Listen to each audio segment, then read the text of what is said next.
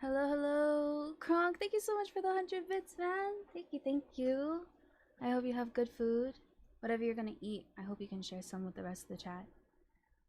But thank you for the 100 bits. Hi, guys. Hi, everybody. We are going to do the podcast with Mumu today. It's gonna talk about some, beginnings of streaming, how we feel, pressured to have like the best PC in all the land because, streaming takes a lot out of your PC, but it's the fact that you don't really need it, you know? So it's gonna be, I think it's gonna be an interesting topic because I know a lot of us that have had that issue of trying to figure out how to, ball on a budget, or I guess like purchase tech that's, still viable for streaming but doesn't really hurt the wallet. I always like that too, so that's gonna be an interesting topic. We're also gonna meet Mumu. We've played with her a couple of times on stream. You guys should know her. She's one of my wives. I love her very much. Yeah, I'm actually super excited for it. So we're gonna get into it. Give me a second. Let me turn down my music real quick.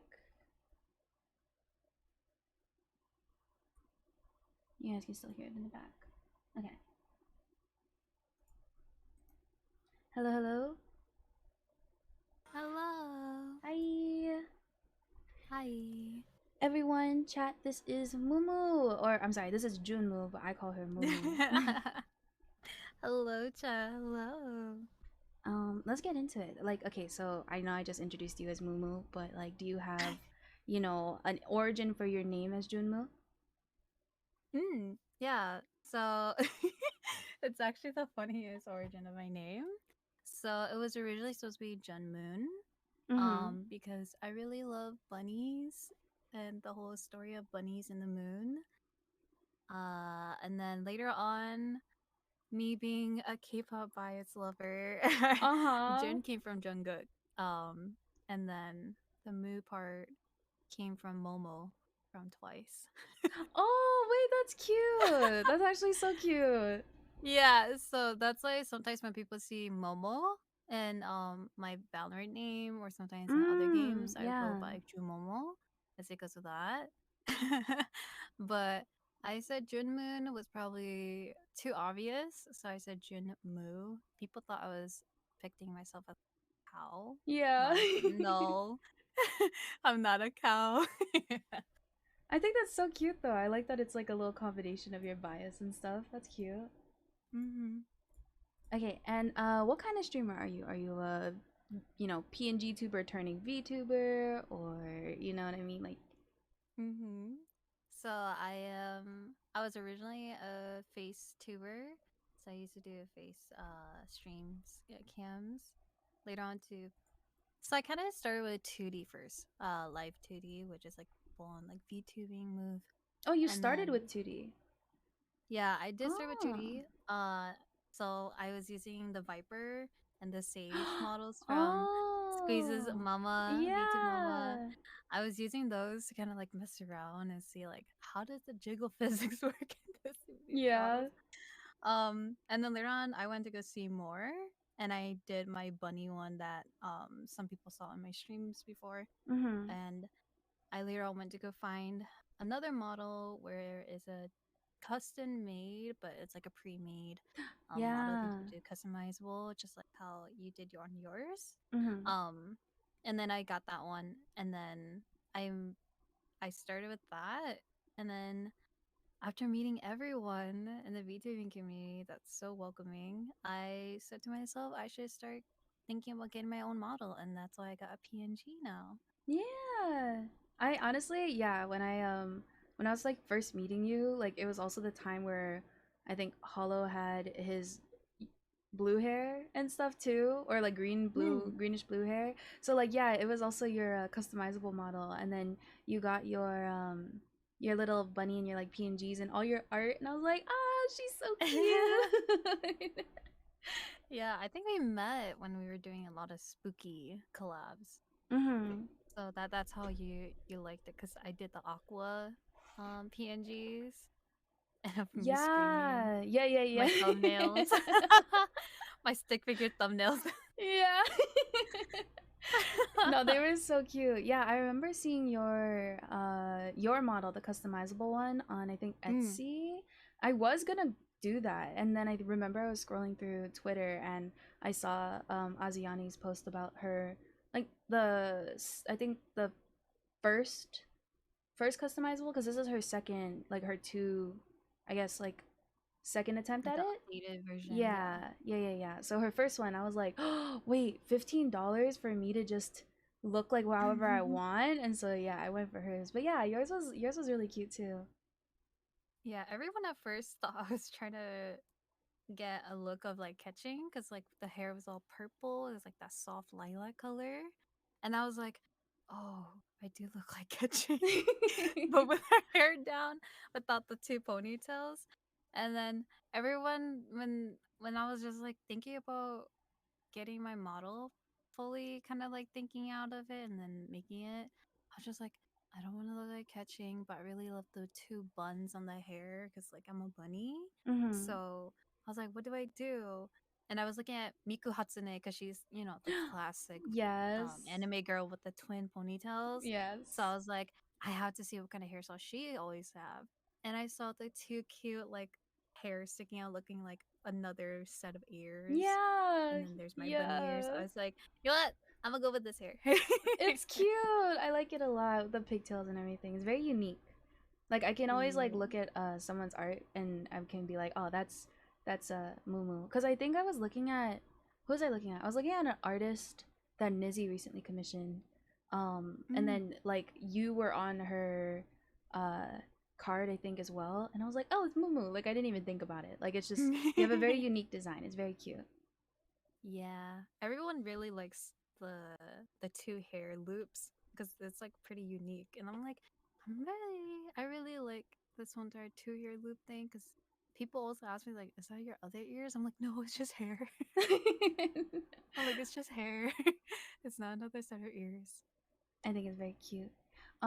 So Mm. do you have a name for your community?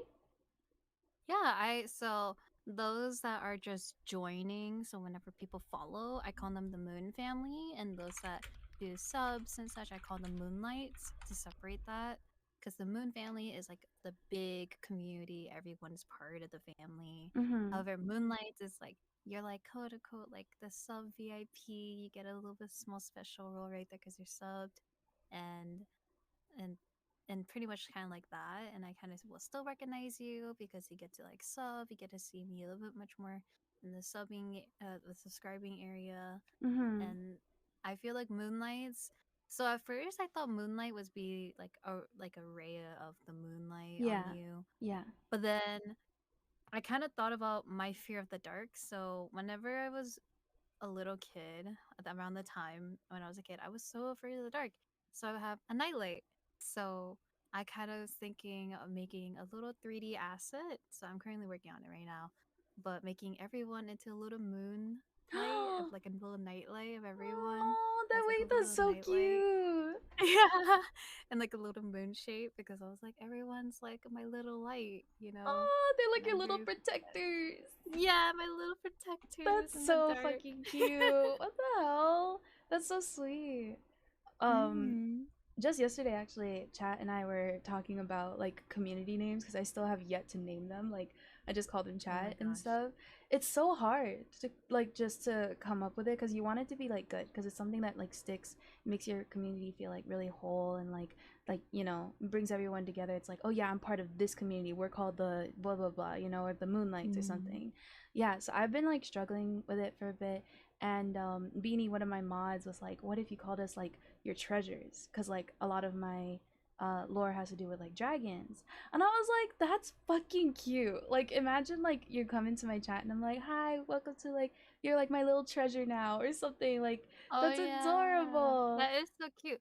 You know, because I saw your dragon. That's your lore and your character. I don't know why, but I keep on thinking about the dragon from Shrek. Bruh. But like the babies, I forgot what they called them. I forgot their names because they actually have names like for their babies. They Oh my actually have like god. a literal label. I I forgot think it they do was, have names. I know what you're talking about. The babies are cute. The babies are cute. but like. you could call your community that because they're like your babies, you know? Yeah, I Your was baby telling them. dragon. Yeah, they were like, should we call ourselves like the hatchlings or what was it, the wormlings or something like that, Beanie? Because apparently like worm WYRM is a type of dragon, I think. And I was like, I don't really get into like the types of dragons, and I think hatchlings just sounds like a Dronkeys, chicken. that's what their name is. Dronkeys. Dronkeys, bro. It'd be Oh Dron my gosh. Squeezes or Stronqueeze. I don't know. Dude, I was also like we were calling I think, oh, who was it? It was someone else in chat, and I think it was Mm. one of my other mods, Gucci, and he accidentally mistyped and was like, "Welcome to the Sizzlers" or something. Oh And yeah, I saw that. I was there yesterday. yeah, and I was like, why do I like that? But like I don't like it at the same time. Like I'm trying to figure out like what to call chat, and yeah, so I think I'm gonna call them my treasures. I think treasures is very cute. It's Oh gonna help my me a god. lot with like writing my lore because I still need to like do that. But yeah, I think community names are really wholesome and really cute. I remember when I joked with you about the podcast names instead of two squeezes, we should say two squeezes. Oh But yeah. then I was like, maybe you should name your community Queeze. Oh my god, chat. When Moo and I were still like getting to know each other, I was in her chat and I think you were with T or something in your stream. And Hmm. I forgot which one of you was like, "Oh, hi S Squeeze" or something. And I was like, "Huh? Like how do you mess up squeeze?" Like I cannot read. Okay. I cannot read. I think it was me. Because at the time, so because everyone comes up with super unique names and super unique ways to pronounce their names, Mhm. that I tend to like try my best at the first hand, and then later on when they were like, "Oh wait, hold on, you could have said my name wrong." I'm like, "Oh shit, I'm so sorry. Please Yeah. do tell me like how do you actually pronounce it." So now I'm very wary, like very aware that people have unique names now. So sometimes like, is it squeeze? Is it queeze? Is Yeah. there a special name to say your name? Do you have a nickname instead of saying your full like Twitch name? Yeah. Because sometimes people ask me that too, where they ask me like, is it June, as in like the month of June, or is it like the Korean pronunciation is like June, like Yeah. June? And I was like, it's like June, where it's like the Korean pronunciation, Mhm. but then if you say it fast, it's like it's June, so that's okay. And then sometimes people like how you call me Mumu, and sometimes people call me Momo, and then Yeah. sometimes there was one time someone used to call me Juju, and then sometimes my friends call me Moon as well, just like to make it obvious because they know that Moo and Moon would like sound alike anyway, so they Yeah. call me Moon. So they do that all the time.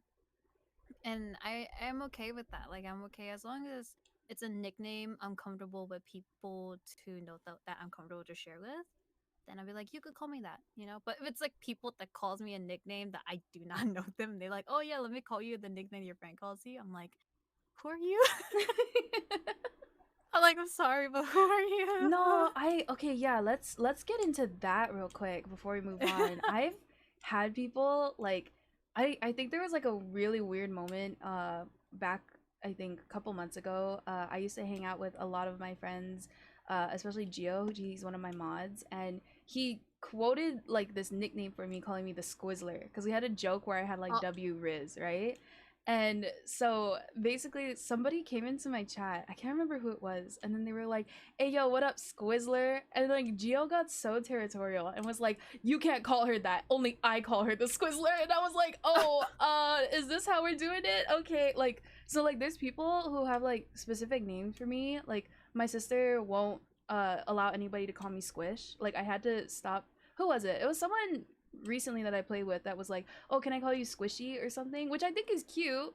But then yeah, my sister was like, "No, no one's allowed to call you Squish." And I was like, "Oh, okay." So, yeah, there's like certain nicknames chat that like if you hear someone say it and they're like territorial over it, like I'm not going to fight them and be like, "No, like anybody could call me that," you know, because it's like something personal to them. I think nicknames are really personal. yeah, nicknames are very personal, especially as friends to friends, family to family, and especially if it's like significant others too, just for that example too. So I agree with you to where it's like you do hear friends call them with the name that you heard them not calling you by their username that you know them by, it's Mm-hmm. okay because it's much more in the sense it's a name that probably is so easy to call them out for, maybe for gaming or probably getting their attention instead of saying their whole username, instead of saying Junmu, hey, I need your attention at me. Yeah. Because if you say Junmu all the time, maybe everyone could also have a similar name that sounds like your name too. So sometimes people also have this name Jun as well. And I'm like, which one? And they're like, Moon. I meant Moon. I'm like, okay, that's me. So Yeah. sometimes it's nice to have a nickname to kind of make you stand out still, for you to be able to realize that they're referring to you when people have the same name or similar names that sound like you. I Mm-hmm. had Shun mistaken sometimes when T calls me and Shun. So we would be like, Oh, who? yeah. And she says Shun, Shun. Like she has to say Shun like at least twice for me to tell like, oh, she's calling out to Shun, not June. And sometimes when she says June, Shun responds like, yeah, what's up? I'm like, I think she's talking to me. And he says, oh, okay. Let me go back to my Lost Ark. Yeah, I think So nicknames it are like, happens. yeah, and I think it's cute when you have like cute little nicknames for people and stuff like that.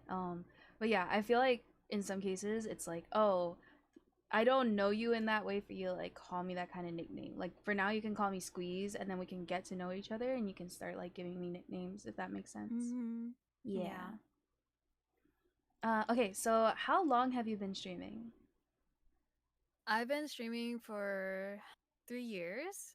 I think right now I'm kind of basically not. So my anniversary, my 3 years, was like a month ago. And I realized that I've been streaming for so long. I streamed since I was in high school. So, not high school, since I was in college, actually. I streamed since I was like 18 to 19. So I was already turning to 19. Mm-hmm. And then was an art streamer. I was a art streamer for the longest time, and I streamed on a MacBook for three Oh. years. A literal 13-inch MacBook with 16 gigabytes of memory, and I had no drawing tablet or anything. I just had to work my way through it. I just had to. And I used to use Oh. Streamlabs before OBS. Mm-hmm. I feel like And it Streamlabs is very was user friendly in the beginning. Yeah, it was super user friendly when I got into it on the MacBook, because it made sense because it was available for all different platforms, for like Mm-hmm. Windows to Apple. But then OBS, I realized, was mostly much more unique and easier on Windows. So I was like, I hope someday I get my own computer. Yeah. And Wait. then I finally got it 2 years ago, I think. Oh, wait. Nice. That's kind of recent then. Hmm. So for your draw, because you never played games, I'm assuming, on your MacBook as a streamer, if you were I streaming. played TFT only. Oh, but that's I don't know if that's high. Is that high like graphic intensive It's or? not actually. So my I didn't know about bitrate, okay? Mm-hmm. I didn't understand about technology or anything at the time, but the whole time my laptop would be firing the fans, Yeah. okay? And my TFT, I would play with a literal mouse USB Mm-hmm. connected to my laptop, because my laptop, so the MacBook that I have doesn't have those like good ports where it's easy like on your computer. It has those USB-C adapters you have to connect to, and it was like a whole new like trend. Oh, you don't need ports anymore. All you need is a USB-C adapter. Yeah. Yeah. But it Yeah. was Yeah. so many wires. Let Mm-hmm. me tell you that. It was so many wires, and playing TFT was so hard because I couldn't have a second monitor at the time. So I always had to alt tab on like the MacBook keyboard, and my stream would like lag out, and my Streamlabs is like freaking out. Oh And I'm like, no. and the thing is, like, when you alt tab, sometimes your screen shrinks and whatever, but on the Yes. MacBook, it's like it's glitching. It goes like black in, black out between Oh. different screens. So it was super, super like difficult. Was it a MacBook that you also were using for like college at the same time? Mm-hmm. I was a Mm. 3D animator in college, so I don't know why we were given a MacBook in the first place. Wait, sorry, say that again. 3D what? 3D animation. I majored in 3D animation, so Oh. we actually need actual PCs. Yeah, But yeah. my school says, here's a laptop with barely any processing and good RAM and anything else. And I was like, okay. I tried it and my laptop would die within 15 minutes if I opened up Maya or Blender. Oh, Yeah. I personally want to like learn Blender. Blender seems like really fun to I learn. love to teach people Blender. I would actually like take you up on that offer because I've watched people I've watched like tutorials and like there's like time lapses of people doing things on Blender and it's like really fun for me to like see and stuff. Mm-hmm. It's Um so fun. but yeah, like okay, so I don't know if like I've told you this, but like I'm an architecture major and instead of getting laptops, we had to like have our own. Like our schools never gave it us or give us any, but they gave us parameters of the computers that we would need. Like, you know, you have to have like this sort of gig in order to run like these sort of programs or like it was a lot. They were like you basically want to look for a really decent laptop. And I remember a lot of my classmates and I were like, "Oh, let's all just get the same laptop." But you know, it's like if you all purchase the same laptop, then obviously it's gonna go like out of stock. So we couldn't do that. Mm. And I just remember like at the time that I was entering college, I was also starting to get into the gaming scene because like in high school I wasn't really a gamer. And then over the summer, like into college, I was like playing like a lot of just different like smaller games with my sister and stuff. So I wanted a computer where I could also game. And on top of that, I needed a computer that also could run architecture softwares, so like 3D drafting softwares, 2D drafting, all that stuff. Like Adobe Creative Suite and stuff like that. So yeah, I had to invest in my future in college, which was buying I believe it's an MSI gaming laptop or something that I That's use. a good one. Yeah, Yeah, that's a good yeah. one. I use it more for my school though than I did for gaming until like COVID hit. Mm-hmm. It's But always COVID. honestly, like them giving you a MacBook is very interesting. When I finally got my PC set up, so okay, it's triggering. So I finally got my PC set up. So first I started with a MacBook because I was given it for free as a scholarship, so I got a free laptop and now Okay. it's mine. And then I told my mom I need to have a drawing tablet because at the time when you're going in your generals, your first 2 years of college and art school, you have a decision to make of what do you want to do and whatever. However, you also have to learn the traditional arts and the digital arts. So I told my mom I need a drawing tablet to be able to understand how to work on a drawing tablet because in the industry of being an artist, drawing tablets are going to be in the studios Yeah. and they're going to ask you, do you understand how to work on these things? So I have to make sure I'm able to work on these tablets and understand the technical side too of like in case a student has messed up a tablet at the school Mm. studio instead, Okay. then maybe I could have my own tablet. I could bring my own tablet into my school studio and then just work on that while they're fixing the one that the student messed up on. Yeah. So we could do that. And I told my mom that. So that was convincing enough for me to get a drawing tablet and it cost $300. Okay. Was it The reason Wacom? why it wasn't Wacom actually, it was a Huion. Okay. Wacoms are much more expensive Yeah. because the screen size that I got was 24 inches and it's a good transportable one though. So you could still carry it, but you got to be still careful. So make sure it's still in like a luggage or like a good Mhm. box that you got to carry it in. Yeah. However, I didn't realize that a 13-inch drawing tablet is still good and functional as the same thing as a 24-inch, and it's half the price. So $150 would be even like better for me to save than $300 spending for a 24-inch drawing tablet, which now I use now as a third monitor. Um, Oh, okay. but at the time when I bought the Helion 24-inch, the Wacom's 24 inches is actually almost like $1,000 or even more. Oh my god. And it was so expensive that I was so scared that my mom would kill me if I picked $1,000 tablet, that we had to look for Amazon like finds you a tablet, and it was the Yeah. Helion. And I had to look at the reviews. I looked at artists that I looked up to. Like I looked up at I forgot what his name was, but he loves drawing a lot and he has a cute corgi dog.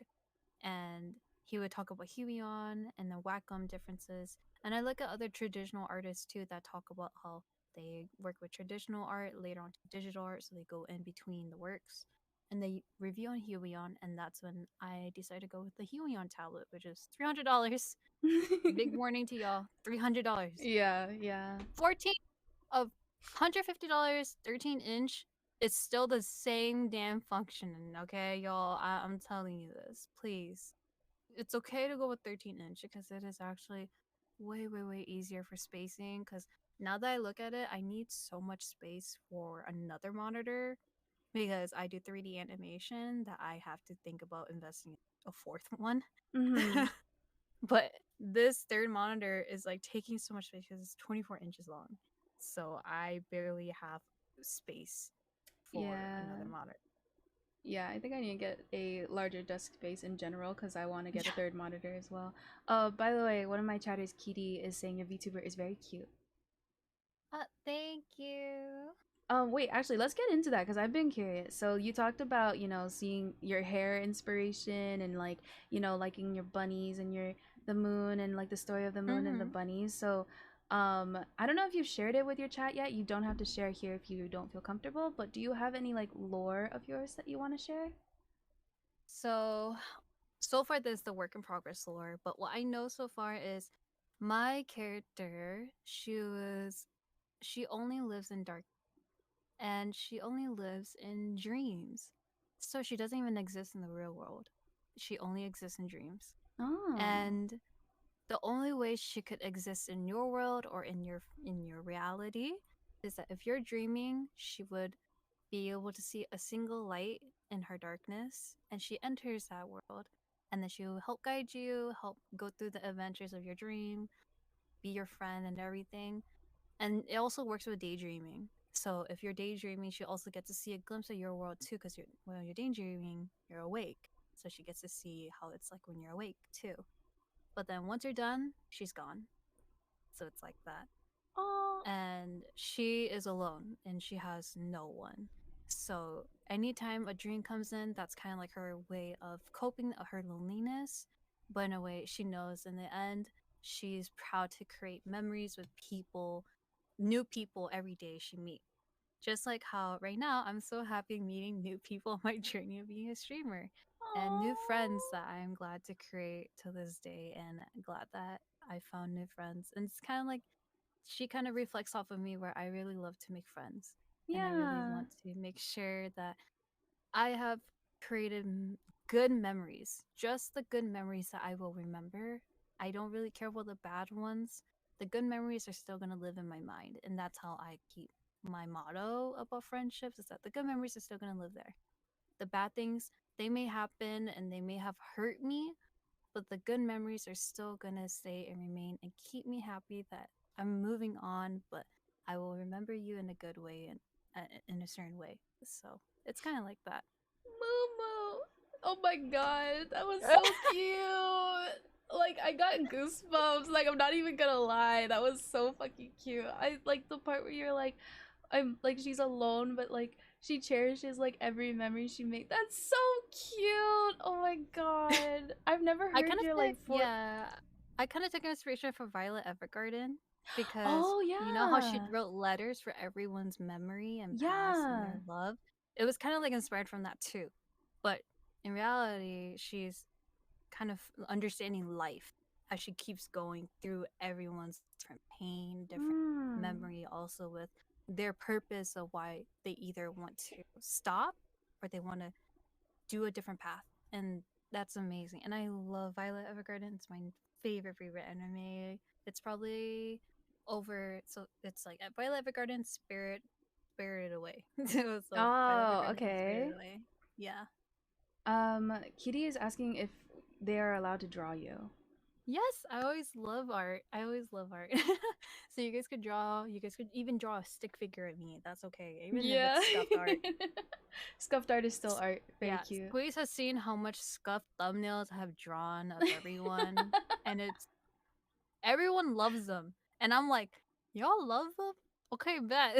They're so scuffed that they're adorable, is how scuffed they are. That's why. It's like super They're cute. so cursed. It's adorable. I think it is so cute.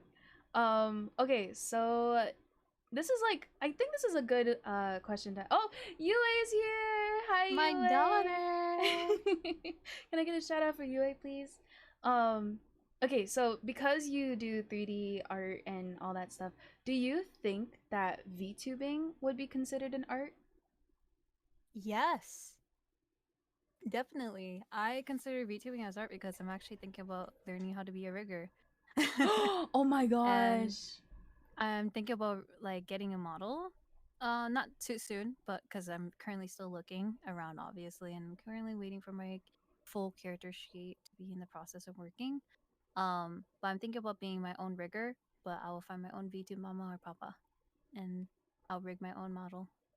Yeah, yeah. I it's like a weird question for me to ask cuz I was on a friend's podcast, Fizzy, who I think she's still in the chat right now. And it was like an impromptu podcast where we did a power wash simulator together and just asked each other questions. It was so cute. And yeah, she just randomly was like, "Do you consider VTubing an art?" And I was like, "Well, damn. Like shit. Like I never thought of that cuz I guess yeah, I would see it as an art. It's like you're playing a character, which in a sense is like theater, which is also considered an Mm-hmm. art, you know? And then also the art that goes with VTubing, like art in general, like is just so amazing. Like anybody's model is like super astonishing to me. Like just seeing different designs and the creativity that has no bounds across the internet is like so cool. So yeah, I think I would VTubing is an art. consider, yeah, I would consider it as an art, theatrical, and an entrepreneurial. The Yeah. reason why it's entrepreneurial is because you get to hold a brand that's on you. You're single handling a brand that is on your name that you're gonna brand out. And in a way, on the way how you show yourself on the VTubing face, just the VTube face, not your in real life face, Mhm. but a VTubing face that you're gonna hold. And it's an entrepreneurial way of how do you grow? How do you begin? And how do you kind of in a way, how do you start ending it? Because you know how YouTubing graduation is gonna be happening. So Yes. how do you deliver the final story of your character brand that could be amazingly, inspiring many people out there? Even if you're like a VTuber that's an artist, they also have their own lore other than being an Yeah. artist. And that's amazing that they still have lore out there despite being just an artist or being just a rig artist. And I say that's good that they still look at themselves that they're still a person that has a story other than showing their skills of being an artist or showing their skills of being a rigger. Along with those are also just people that play games and they do VTubing. They're Mhm. still playing a character in the end. And people that also sing too. They're like V singers and V idols. They still play that character, but they sing their heart out as a V idol, and they're they're not using the character obviously to take advantage, but it's just more like it's a character that they could still be confident in and be pretty much hold that courage they have in themselves that they could show their Yeah. talent, and that's a good thing. Yeah, I completely agree with everything you just said. Like I think when I was a PNG tuber, it was a little hard because for one, like my PNG was more based off of like what I look like IRL. Again, Melty, my mama, who's gonna be my future mama for the model, she was my model mama for the PNG as well. And Mm. I was always like, oh, like I don't have like lore. Like people would come into my chat and be like, oh, what is your lore? Like you're a PNG tuber and stuff. And I was like, what? I don't know what that is, like I had to like learn a bit about like what kind of stories go into playing a character as like a VTuber, and then that's when like Squeeze started to happen. Because before I would go by my IRL name on stream, which like some of my chatters who are still here from those times like still like to dox me sometimes, and I'm like, it's okay guys, it's okay, it's fine, just chat. Like everyone call me Squeeze. But I totally don't have my knife out. Just don't Yeah. say my name again.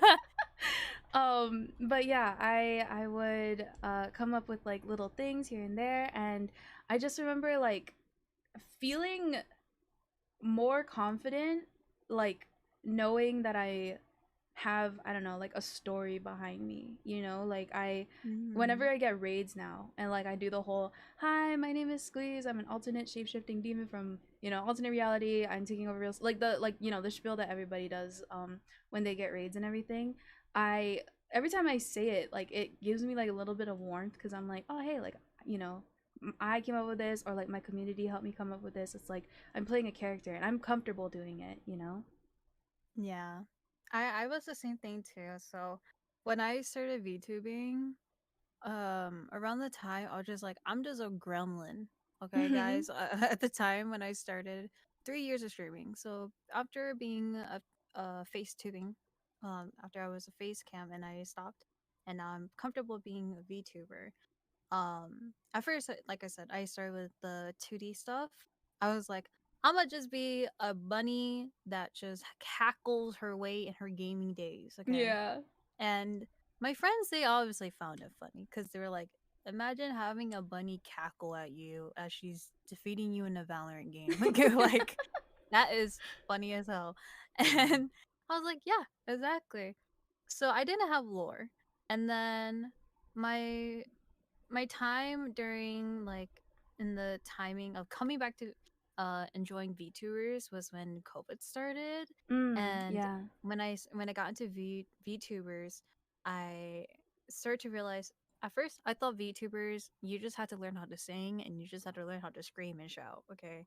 I didn't understand there was lore, and I realized that just because I realized that doesn't mean that I was like, oh, let me just do what they do. I had to realize I had to brainstorm a lot. Yes. You had to Yes. brainstorm, you had to think about the concept, you also had to think Yes. about the beginning, the middle, and what's coming next, you know?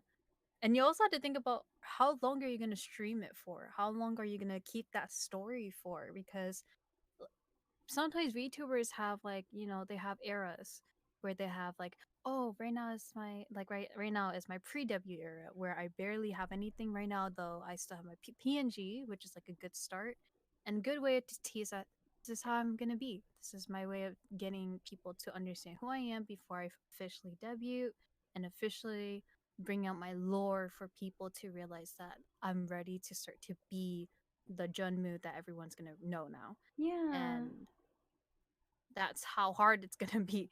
I didn't realize that until I met Hollow and T and Shun.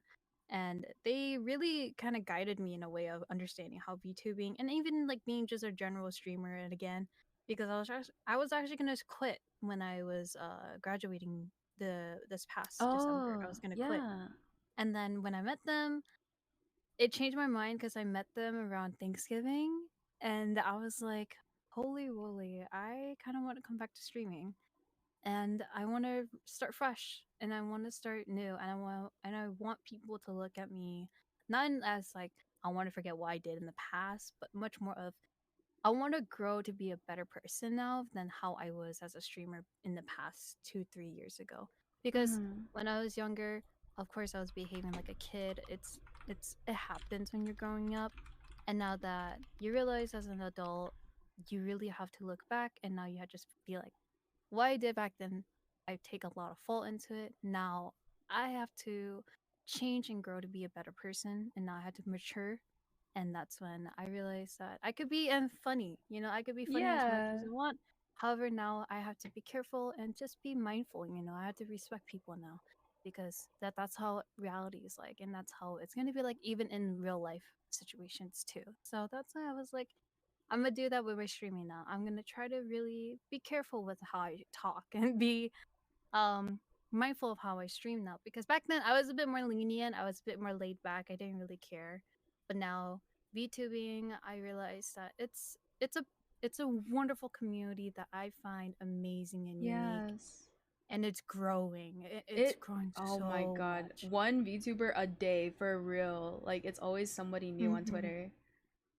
Yeah, I get so surprised, but at the same time, I'm like so excited to see new people and people that that probably want a new start, and I'm excited for those people, and I'm like, hey, it's okay. I'm in the same boat too. I want to restart too. You're not at fault for how you streamed back then.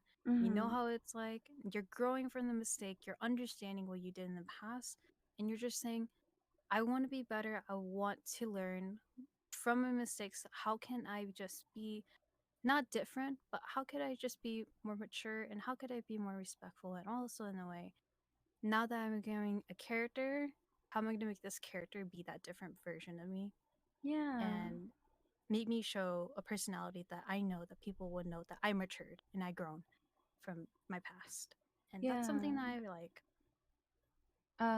I think like when I first started streaming, I remember like I think a lot of people who first start out are like 1 to 2 viewers, not a lot of followers. Like it's really hard when you first start streaming, and I know a lot of my chatters right now are baby streamers as well. It's like it takes a lot to get like the traction and to get the Oh community yeah. going and stuff. It's a lot of effort, a lot of networking and stuff, collabs with friends, or just in general, like trying to put yourself out there to the community.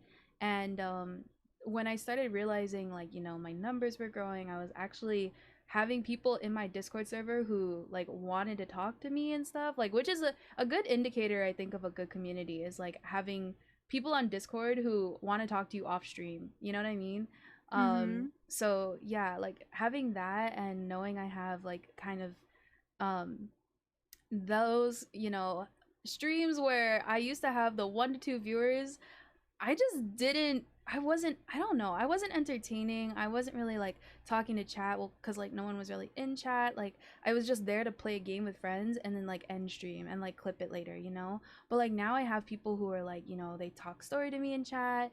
They want to like, we have like inside jokes and stuff. Like it's so different, but it's so much more rewarding. And it's also a lot of, it's like small little bits of pressure because it's like, oh, okay, now I gotta like, you know, make sure that everybody in chat is having a good time or they're comfortable and stuff like that. And I've also been using it as a sort of platform to like educate a lot of the time. Like I think I've talked about like architecture a couple of times. I've talked about like politics sometimes, like not like deep into politics, but I'm Mhm. always like, don't hate on other people because everybody's entitled to their own opinion, that kind of teaching, you know what I mean? Like I try Yeah, to you're like like in the middle grounds, like respect how people think.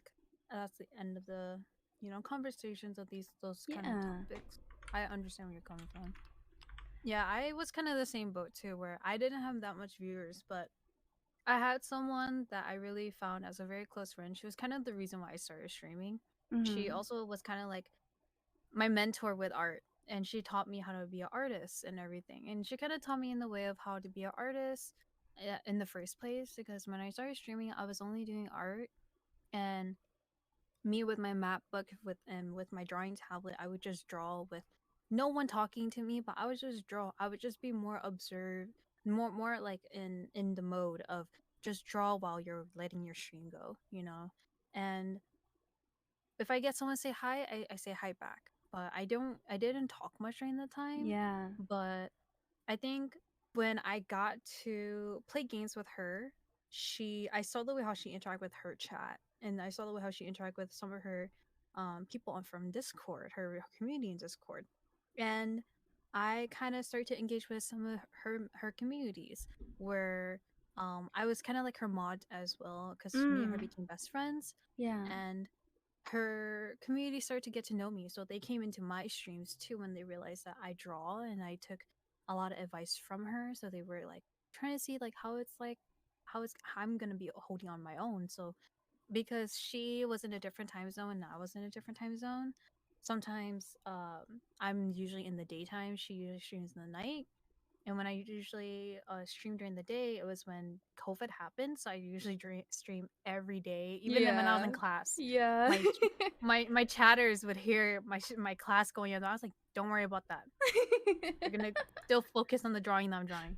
And I would leave class but continue my stream ongoing at the time. And people will realize that I'm super trying my best to try to impress people and get them to know my personality while I'm streaming during class. Yeah. And it was pretty bad. I know, don't do that as a student. Okay, guys, don't do that. But at the same time, I at the time during COVID, it was very hard to try to get people to like get entertained as an artist too, because mostly people wanted to watch games. Yeah. Not many people really was into art at the time.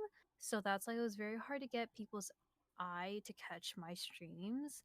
And I didn't stream on Twitch for a while because I was like, I don't know how to actually start with Twitch, so I'll start on a different platform of streaming. And they allowed me to do like much more like a mature audience, 18 plus, like if I Yeah. do like lewd art. So I did most of my lewd art on that streaming platform. And my friends community realized that I draw lewd art. So they would like come and support and they would be there. And then at that point, I got to the point where I kind of grew up my own standing ground of people got to know my personality and they start communicating to me in my chat on that platform. And then I said, hey, I'm going to convert back to Twitch now since I kind of know how it's like. And then Yeah. I started streaming TFT on Twitch. And then eventually I grew and grew and grew. But it was very slow because I had school. And it was super hard. Yeah. It was so hard because I only had my MacBook. I also had my drawing tablet. And I was already at the point where I have to pick my major and I have to pick the time of Oh. senior project starting my third year in my college. And I Mhm. was like, and that's when I finally convinced my mom that I need to get a computer. And Yeah. then when Jun was born, basically, when Jun was basically born. And there we go. And that's where I skyrocketed. And I just recently hit 300, like literally only 6 months ago, guys. And now I hit up to 600, and now I'm about to be up to Yeah. 700. And I am saying this. You guys are amazing. You guys are, oh my God. I say support Squeeze. She's amazing too. No. I am so like mouth dropped that when I met T, I was only at 300. I just recently hit 300 when I met T. I was so happy, but I was like, okay, since I hit 300, I'm gonna quit streaming so I can focus on my career path. And, Okay. streaming can come back maybe when I'm like 30 years old. But then when I met T and I was just trying to messing around, I was doing my VTubing too. And I was just messing around with VTubing. I wasn't serious with it. But ever since then, I peaked. And I'm not saying I picked off the viewers or anything from my friends, but I'm saying that because my friends mentored me, gave me advice where it inspired me to continue my streaming and bring out more of my personality that I wish that I had back then. Maybe I would have probably grown longer, but at the same time, that's okay if it takes 5 years for me to grow. I'm okay with that. Time is still ongoing, like my dad told me. Yeah, this is true. Yeah. Time is still ongoing. So even if it takes 5 years, 20 years until you hit 1,000, that's okay. And that's why I Honestly. said numbers didn't really matter to me when I realized that. But I had to say, you guys are crazy. I I didn't expect myself to hit 600 and almost to 700 already in a span of 6 months. um yeah, actually, so Aki and I started like streaming, I guess, more seriously around the same time. I was there when he was still Rattleboo, his little skeleton thingy, and Mm. he, I think like I don't really like to pay attention to numbers too. Like the most I'll do is like milestones, right? Like if I hit a certain 100, I'm like, oh hey, like literally I promised chat that if I hit 400 followers, I do a 24-hour stream, and we're already at 600 followers, and they're like hello, and I'm like yeah. So it's like it's taking me like a hot minute to get that plan. But besides the point, Aki like messages me sometimes and he's like, look, we're like, it was so weird, we both like 2 different times were at the same amount of followers. it was very weird. Like he sent me a screenshot. He's like, "Hey, look, we're twins." And then like I think a couple weeks later, he sent me another screenshot of our same numbers again, and I was like, "Oh my god!" Like we're like growing together, which I think is like really sweet because he's like my brother and stuff. Um, but yeah, it's just like I don't know. VTubing community is so vastly growing. You know, it's like I meet so many people who I think knew either our friends through like the VTubing tag or have even just like looked up the VTubing tag and is like, oh yeah, Mm-hmm. I like saw your stream and stuff like that, which is just insane. There are times where sometimes I come into VTubers that I'm like, oh wow, I'm gonna follow them, and then when I find out they're like mutuals of you guys, I'm like, oh shit. I'm like, Yeah. there's a point where I get nervous, so I kind of slowly back away. I'm like, I'ma back away because I always feel like I'm not trying to clout chase. Okay, I'm not, but I find people's like mutuals through the recommendation. Okay, I don't always go through their followings or anything and just go instant follow on their following page. Yeah. They actually come up with my recommendations, and I'm like, oh, let me see them. And you know, even Twitch doesn't tell you their mutuals of your friends, Yeah. but when I go look on their Twitter, I see all my mutuals of 46 to 50 different people that follow this person. I'm like, and half of them are my friends, and I'm like, oh, oh, I was like, I'll give you a follow, but I'm just gonna be a shy wee little me and not message you because I also found you amazingly, like single-handedly by yourself. I found you amazing, and I really want to like say, hey, you're cool. You're a cool streamer. But if they find out that like I may be mutuals with their mutuals, maybe they think like, oh, this person probably just knows me because they found me on their following list. I'm like, so it's like that makes me a bit insecure when I Mm. find people that I do find individually amazingly like talented or like they're amusingly entertaining. And I'm like, no, I found you just by yourself. I swear I'm not like being weird. Yeah. And sometimes when people are like, "Oh, I think I've heard of you before," I'm like, "Wait, you have?" I'm like, "Why?" I'm like, Like who "Why are was people talking telling shit? you about?" Like, why are people talking about me? I'm like, I'm just a nobody. I'm like, I'm just here to support. I swear, I'm like, I'm here to support. Yeah, It's I just, was it's just me being like a nervous wreck when I find out people know people in the community. Okay, it's not like they talk crap, but it's just more like yeah. everyone's a mutual, and you're like, holy fuck,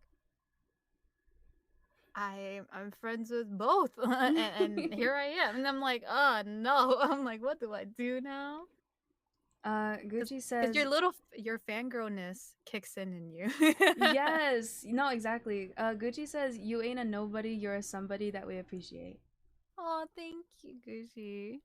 Honestly, I feel that same way. Like, if have you ever had like a VTuber follow you on Twitter and you're just like, you like look at them and you're like, wait, hold on, like, how do you know me and like how do I know you, kind of thing. Like, that's kind of like I'm just like naturally skeptical. Like, if somebody follows me on Mm-hmm. any platform, I'll like in my head like psychoanalyze and I'm like, who are you? Like, do I know you? Have I ever experienced like anything of yours before, like any content or something, or have you experienced my content? And then like I'll look at like you said like their mutuals list and it's like all of our friends and I'm just like, "Oh, okay, that's how we know each other." And then like I'll follow them Yeah, back that's the but same like thing with too. Yeah, that's the same thing with me too. I actually go like not stalk them, but like I kind of have to like check on them. Okay, it's more it's like yeah. it's like I feel the same way where I also check and then at the same way I also follow them individually. So it's like at that two-sidedness of like I can't decide on myself. And I'm like, oh my god, they follow me. Yeah. I feel like I don't know, I feel like a sense of comfort when like I see all our friends following them already. Like even though it's just like them following, it's like, "Oh, okay." It's kind of like a background check. It's like, "Okay, if my friends are cool with you, then I think I'm okay with you too." So like I'll follow you back, you know? Mm-hmm. Yeah. I think it's a nice assurance, but at the same time, my second fear is like I swear I'm not clout chasing because we're mutuals. We have Mhm. mutuals. It's I really find you entertaining because like maybe I did look at your Twitch and I looked at your clips without coming to your stream when you're live currently. Oh Maybe yeah. I went to your Twitch like maybe a month ago and I saw your clips and I was like, oh, they're super entertaining. Instant follow, and then maybe I come to real life like, oh yeah, I think I've seen your name before, and I'm like, oh no, I'm like, No, I'm that's like, how, hi. like, that's how I feel when, for example, like, I think it was weird.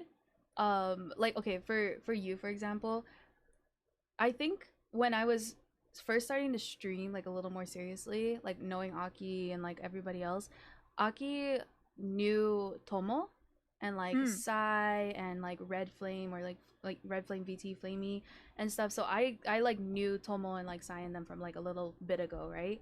And then I remember I was in your chat or something, or I don't remember whose chat it was. It was somewhere, and you and Tomo were there, and in my head it was like weird crossovers because I was like, whoa, how does Tomo know June? Like, and I was like having like so many moments of like, wait, what? And like it happens so often too. Like I followed Viva Vibe like a while ago because I loved her singing. Like she was in my recommended on Twitch one day, and I loved her singing and stuff. And then all of a sudden, one day she was in a collab with Aki, and I was like, "What the?" Like it was so strange for me. But then at the same time, I was like, "Oh, okay, yeah." Like because it takes me a little bit, like you said, like your inner fangirl comes out. Like it takes me a little bit to realize, like, oh yeah, yeah, these are mutuals. Like these are like people who are like on the same path as me and stuff. Like it's just normal and stuff. So like now Viva and I are like literally calling each other wives and everything, and like Tomo and like Sai are like my kings and everything, and it's just like so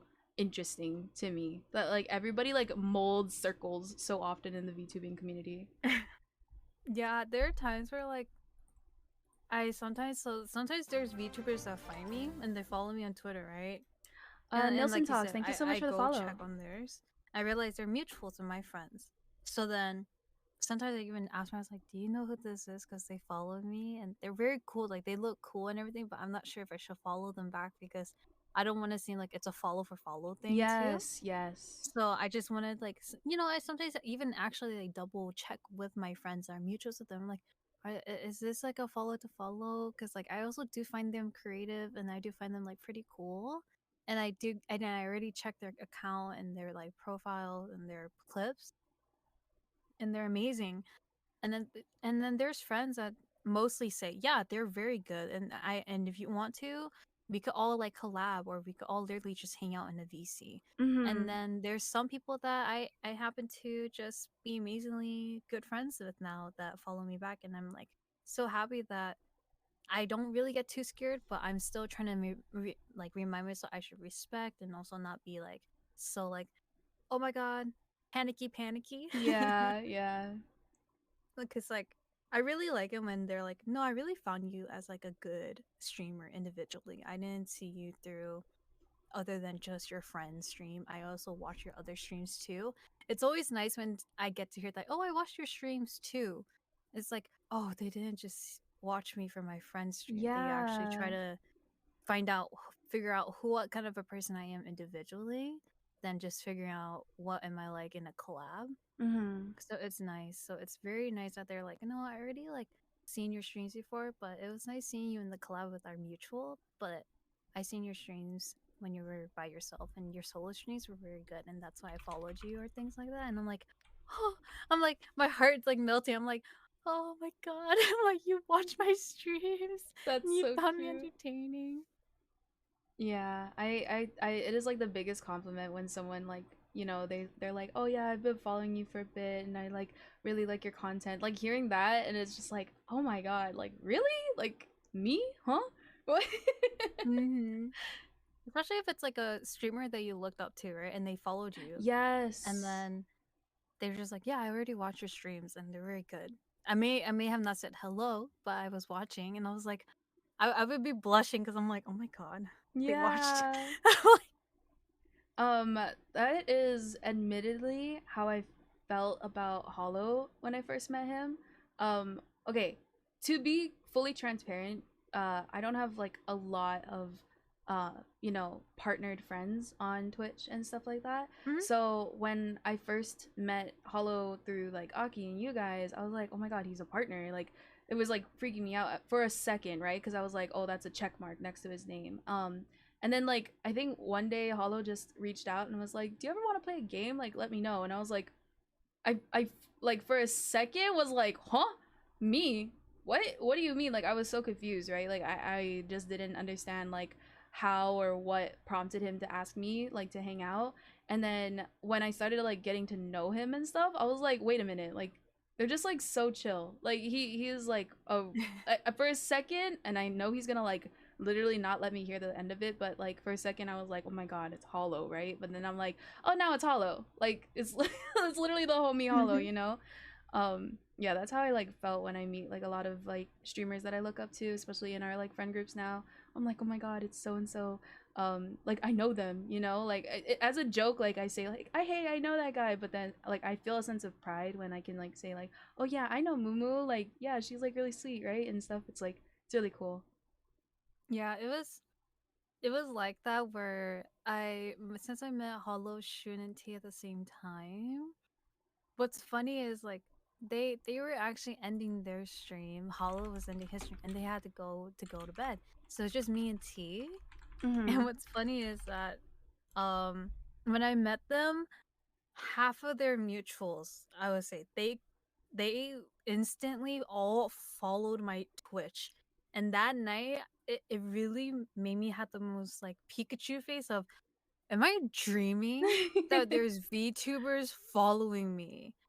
And I had to Snapchat my friend and like, dude, I'm getting followed by VTubers. Like I was saying that to my friend. I was like, I don't know what to do. Like, do I say hello? I have a lore, or do I say hello? I'm not even a VTuber. I'm just Yeah. messing around. And by the time I was ending that stream, because when I was like, me and T, we wanted to connect more, we wanted to talk more after I was ending. I figured out that Hyaku was still streaming, and Mm. I rated him because I was like, "Oh, he looks cool. He looks pretty chill." When I rated him, he was gonna rate me, so he would have been my first VTuber raider if I didn't rate him at the time. Oh, interesting. But I rated him, and then he was ending his stream so that he could come to my stream. And what's funny is that we both ended our streams, and then I got to know Hyaku, and he was super, super sweet. He was super, super kind. And then eventually I met Aki like a week after. And oh my god, Squeeze, it's the funniest thing, but I actually thought Aki was scary the first time when I met him. Huh? I Why? don't I don't know why. But like I felt like such like a little small bean with two big people around me, because there was T and then there was Aki, and they both like they were talking a lot to each other. They were like, since they're good friends, they talked to a lot each other. They were communicating a lot, and they were like interacting a lot, along with like we were playing Valorant and he was streaming, I think.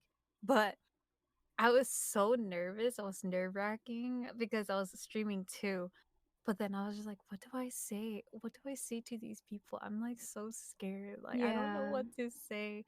And I told Aki, I was like, honestly, Aki, I was so terrified of you. And Aki was like, why? Why are you so scared? I'm like, I don't know.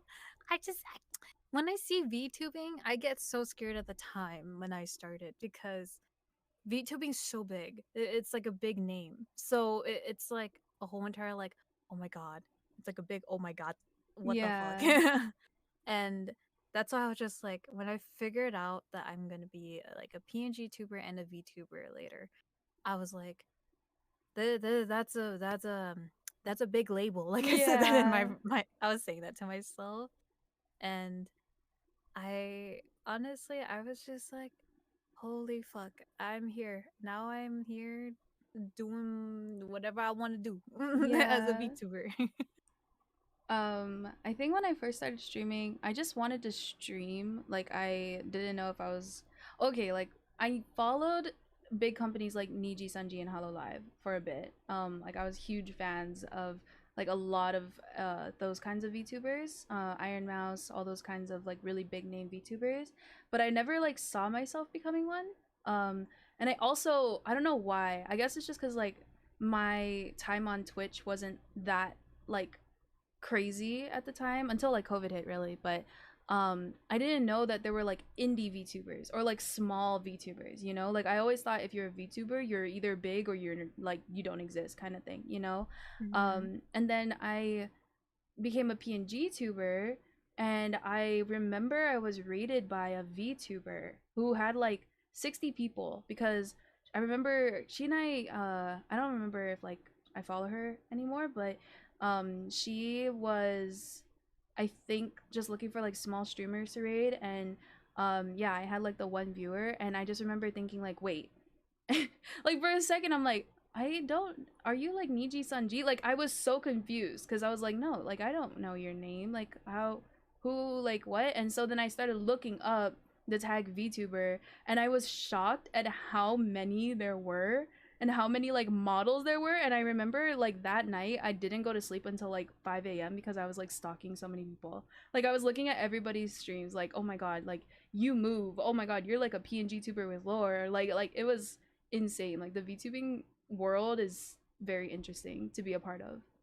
Oh yeah, I was the same thing where I didn't know that VTubing you could be English. I thought you had to actually know different languages. Like Yeah. you had to be multilingual. And I was trying to learn Japanese so that I could. So I thought VTubing you have to be hired Kronk, to thank you be a for the 100 VTuber, biddies. to be officialized as a VTuber. So and that's why I started to think about learning Japanese, and I was learning a little bit Japanese here and there. And I like you said, you follow the big companies. I also follow the big companies too. And then when I learned about V Shoujo, I was like, oh, those are like the first EN, Yeah. at the time. And I didn't realize EN VTubers even existed before V Shoujo. So I was like, I didn't know that.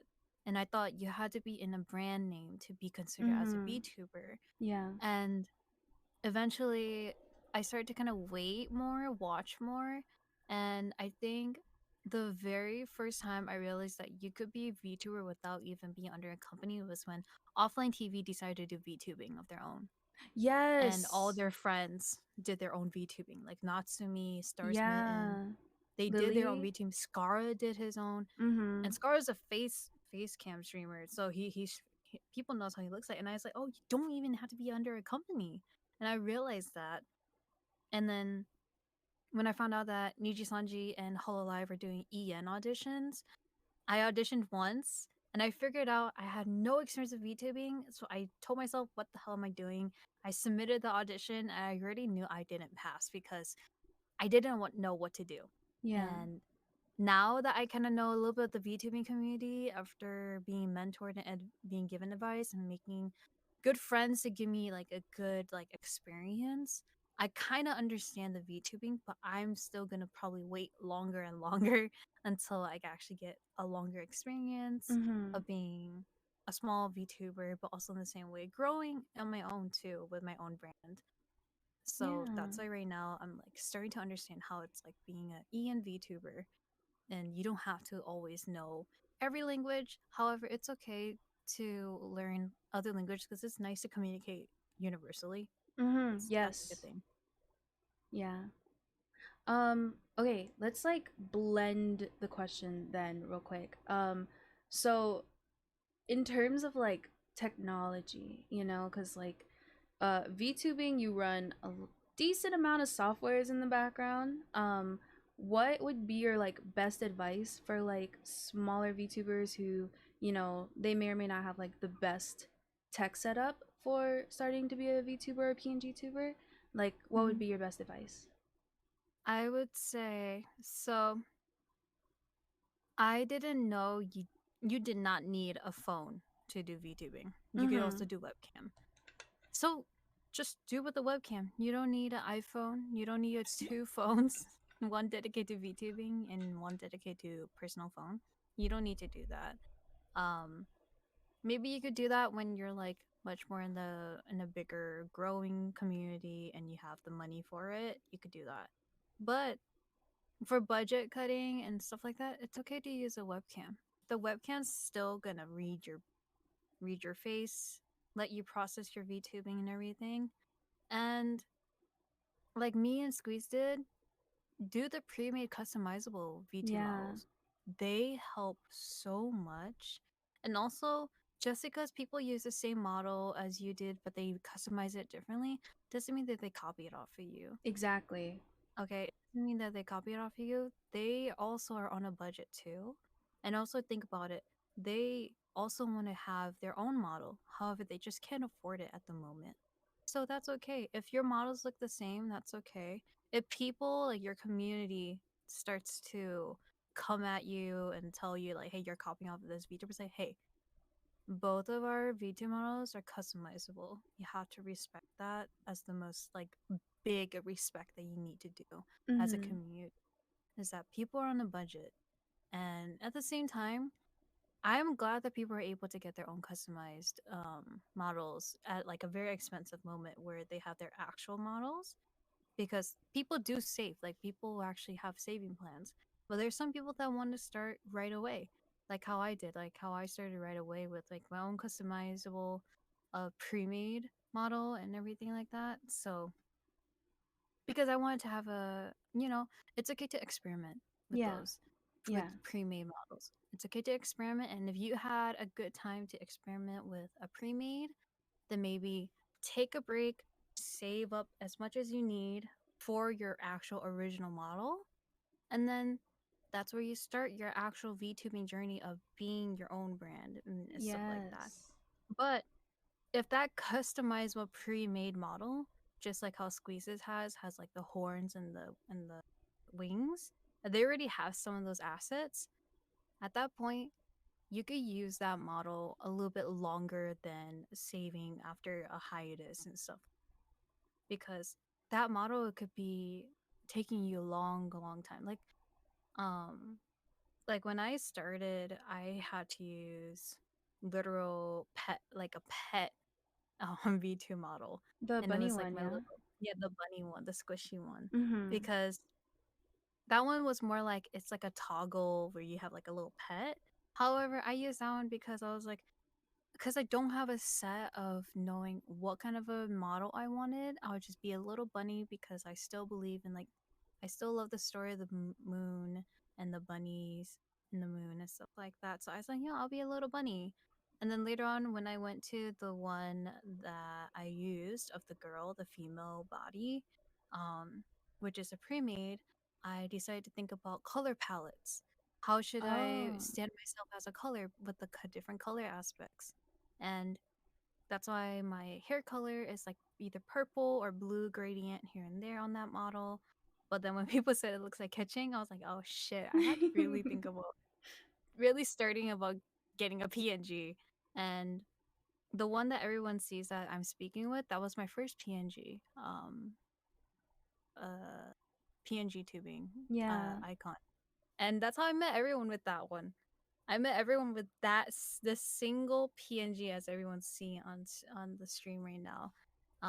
Before I actually started to get a like a much more official PNG model, and now that I have one, I'm glad that I have it and I'm using it now, and it's so beautiful, and I'm so glad that she's coming to life, and I can't wait until I see her come to life as an actual 2D model.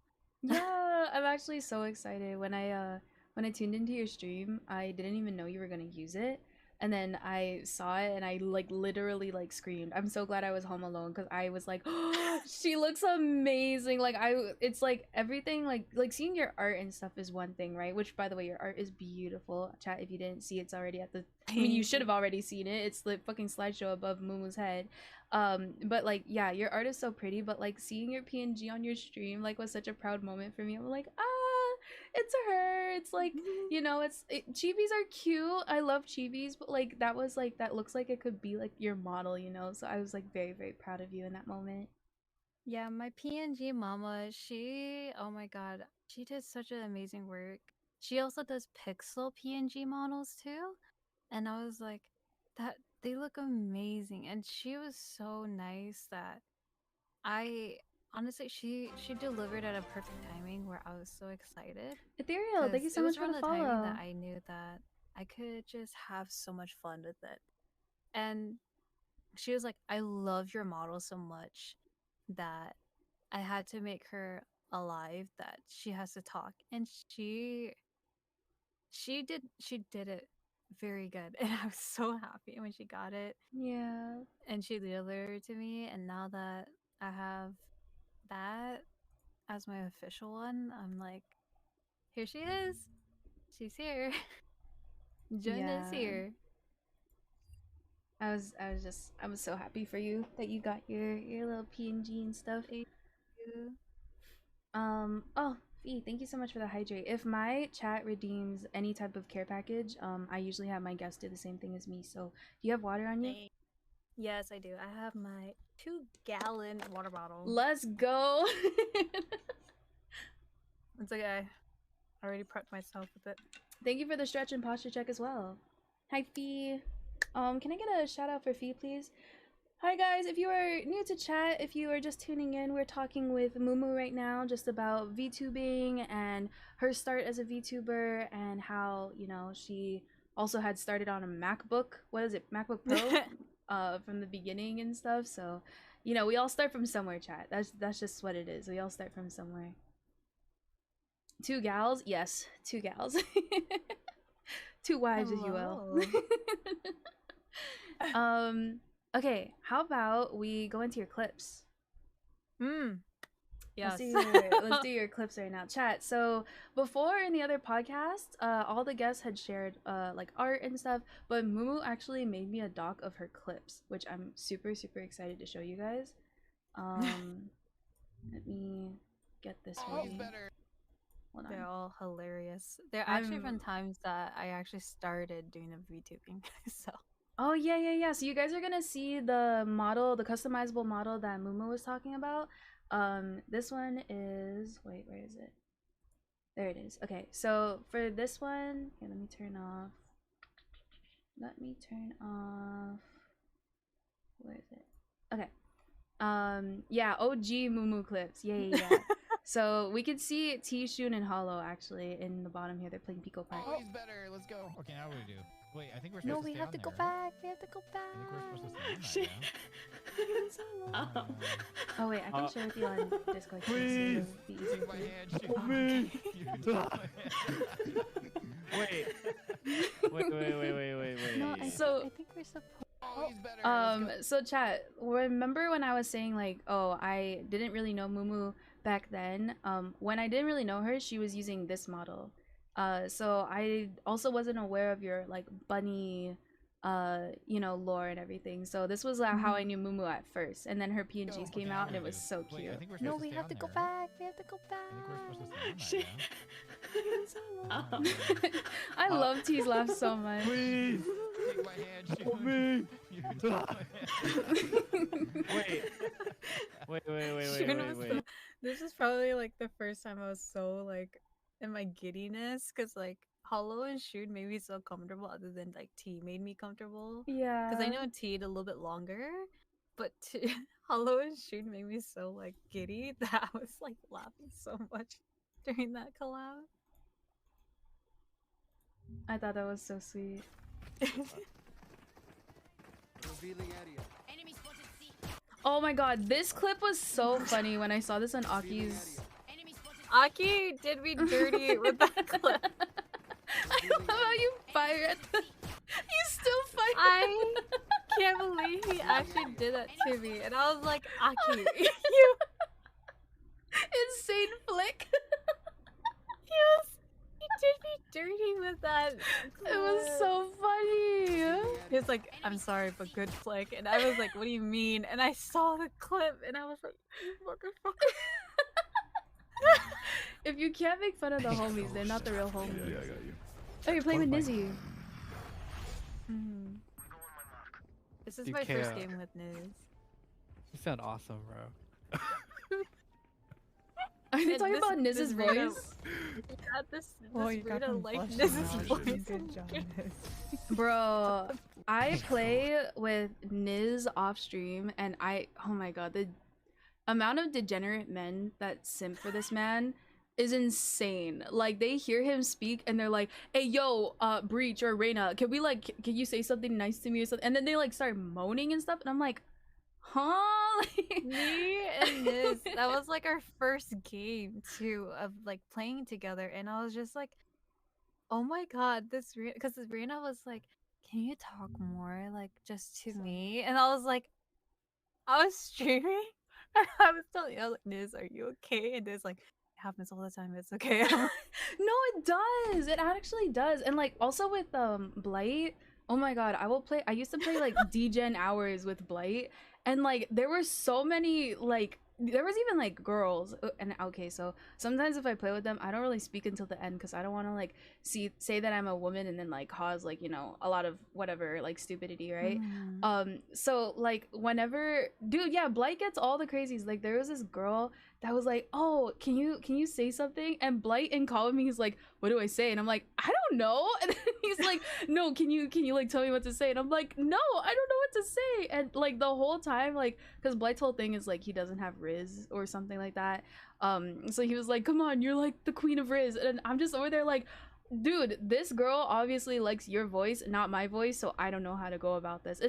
It's so interesting to be friends with people with like deep voices. Like my chat makes fun of me sometimes because Aki has a deep voice, Nizzy, Blight, there's like so many of our friends that have like really nice deep voices, and they're just like, why do you have all deep voice male friends? And I'm like, I don't pick them because of their voice, huh? Like what do you mean?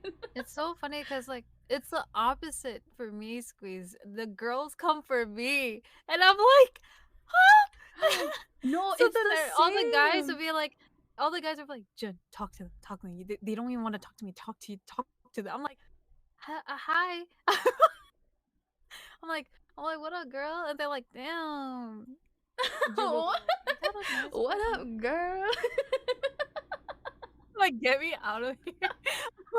I'm like, I love girls being gay for girls. Like, I love it. But when they react, I'm like, that's so down bad. I'm like, I didn't expect to be that down.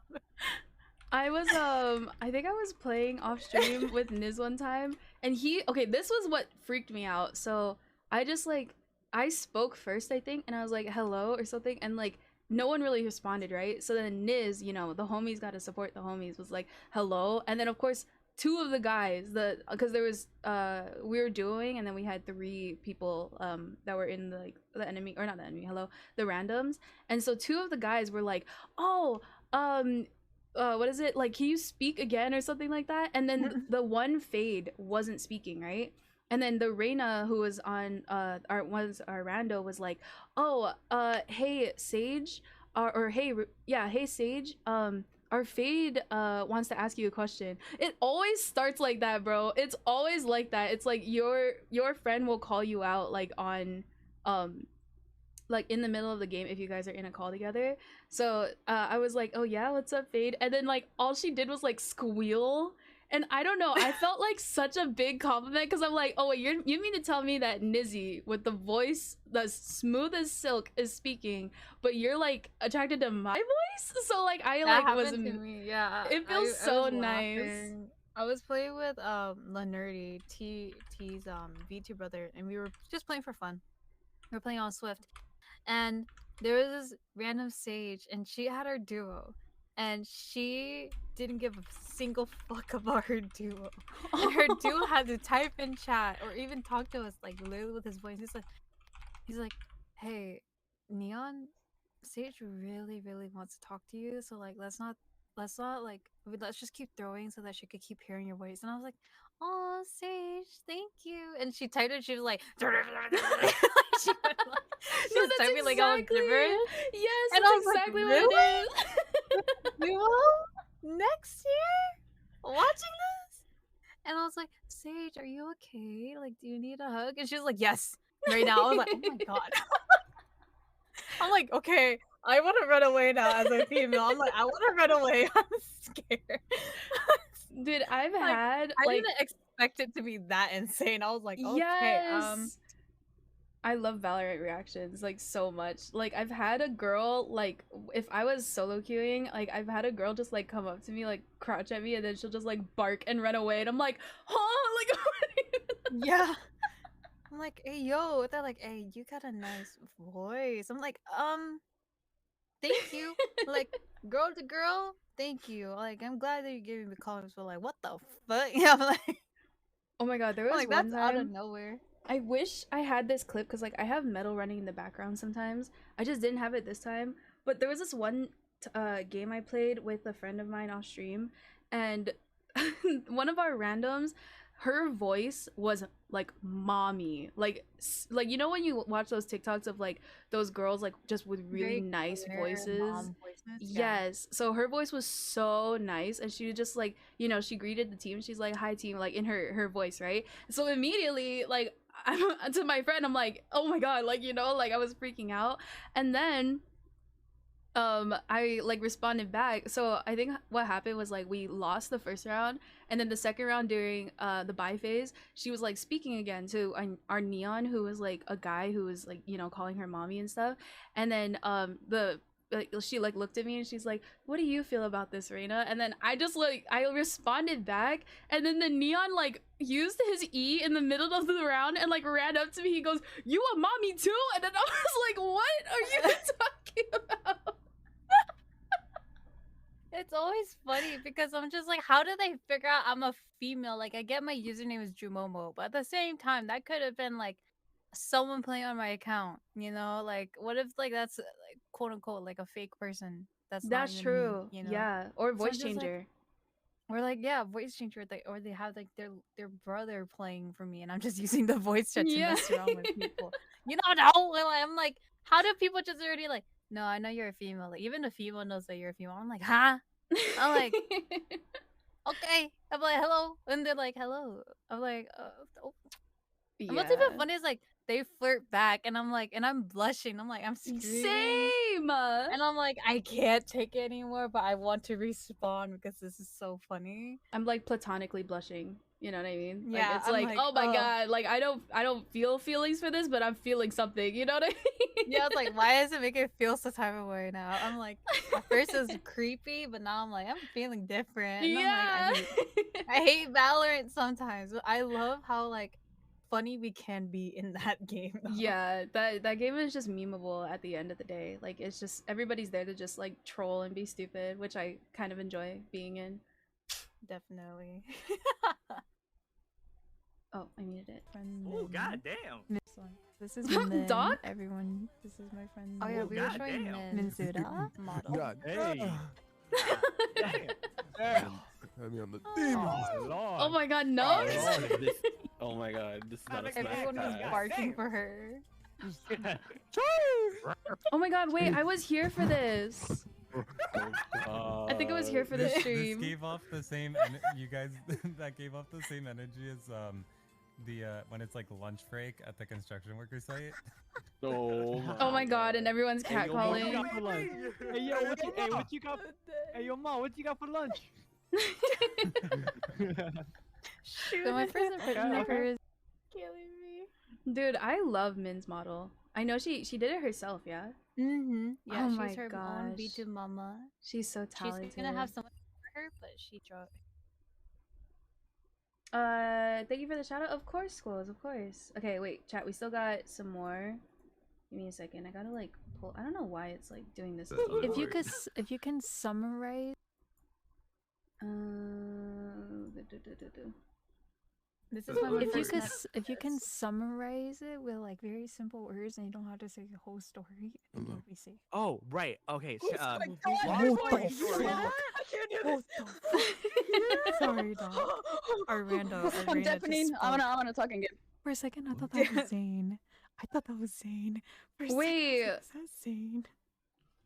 Wait, are you guys like just If you hearing could- if you Bingus for the can first time or something? summarize Yeah, he was a rando, and this is the game that we met Bingus. Are you serious? Look, his name is Bingus. No, right I there. know, but I didn't know that you guys met him through This Valorant. is our first game. oh, right. Okay. So, Everyone's freaking out. Sorry, dog. Armando. I'm deafening. I wanna talk again. For a second, I thought that was. Oh Listen my to how god. Axel changes. Listen to how Axel changes in the end, though. Summarize it with like very simple words, and you don't have to say the whole story. And you'll be safe. oh, right. Okay. So, Sorry, dog. Armando. I'm deafening. I wanna talk again. For a second, I thought that was Zane. For a second, I was like, was that Zane? How are you? If you could. How are you? How are you? Axel poised himself for Bingus at that moment, and I was laughing me Korean men were dying. Oh my god. I kept on switching deaf into mute, deaf into mute, deaf into mute, and I was like, Axel. Oh my god. I had the same reaction when I first heard Bingus too. I literally like stopped functioning. Like I don't know. Wait, was it on stream? I don't know if it was. I can't remember, but I remember I was playing with Yue, Vipey, T. Yeah, and then yeah, and then we invited Bingus, and he entered the call. And he started speaking, and I was in the middle of doing something for like stream and stuff, like I was doing work on the side, and I remember my hand stopped, and I was like, I like looked at my monitor, and I was like, wait, hold up, and I like looked at Discord, I'm like, and then freaking Like, who is this? yeah, his voice is so deep, like insanely deep compared to like. Because at first I was like, there's no way Zane just popped into the VC. I was like, this is Min's server. Am I going crazy? I was like, huh? And then I realized it was our rando because I saw the speaker and I was just like, oh my god. Dude, it's actually insane how like I was shocked. I was like fully shocked.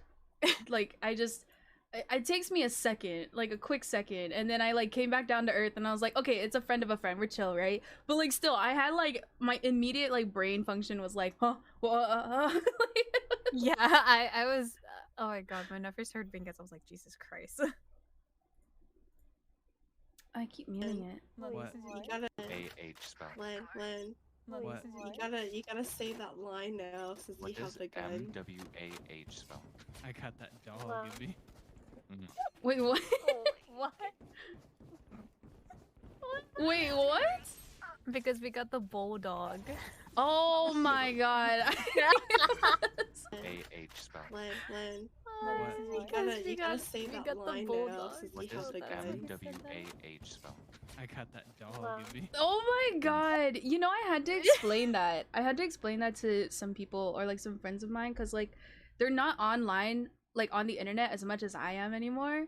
And so like they're like, why do people keep talking about putting dogs in them? And I'm like, what do you mean? You know how like boomer my friend sounded? And I was like, wait, no. And then it was, oh my god, it was so hard for me to explain. I was so flabbergasted because I was like, wait, what's with the bulldog? And they're like, I got that dog. I was like, oh my god, forget why I asked. I was like, I regret asking. And they didn't mean it like that.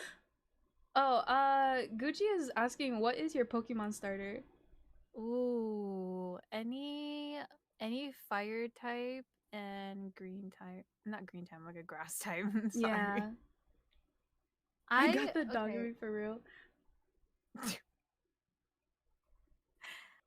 I would pick any of those types of starters. I think in the most recent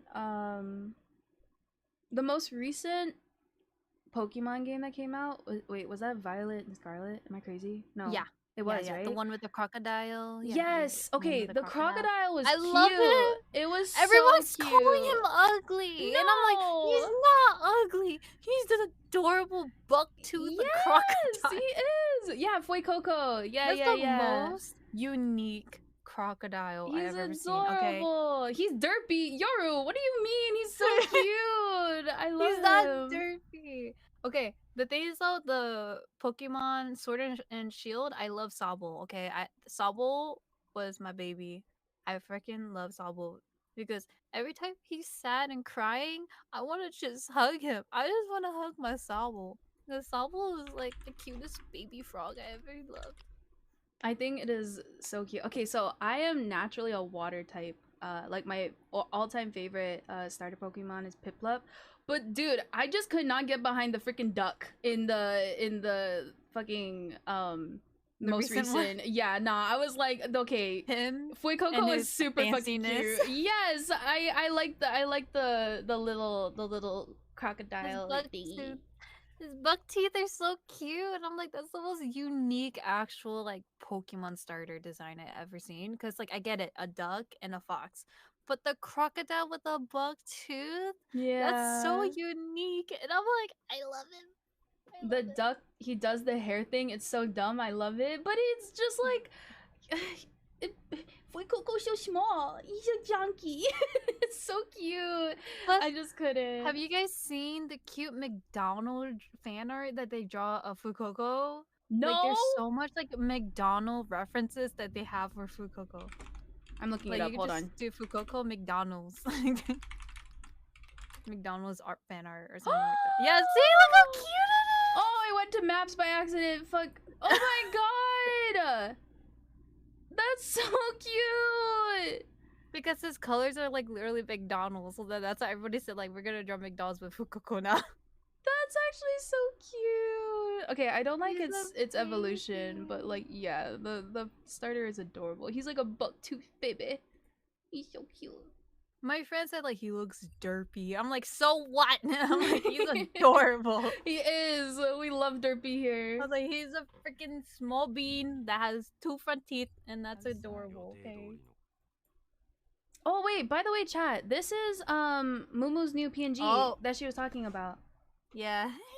The one that My I pretty freaked out one. about. It was Yeah. so pretty.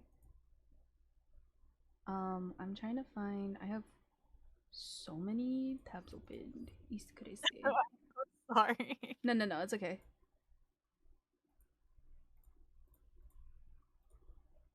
I loved its the final art. evolution so much. S tier. I mean, in terms of looks, it's okay, but like, yeah, He looks cool as his like final evolution. Yeah, he looks cool. Mm-hmm. But his baby, he's a baby in his Yeah, first my one. baby.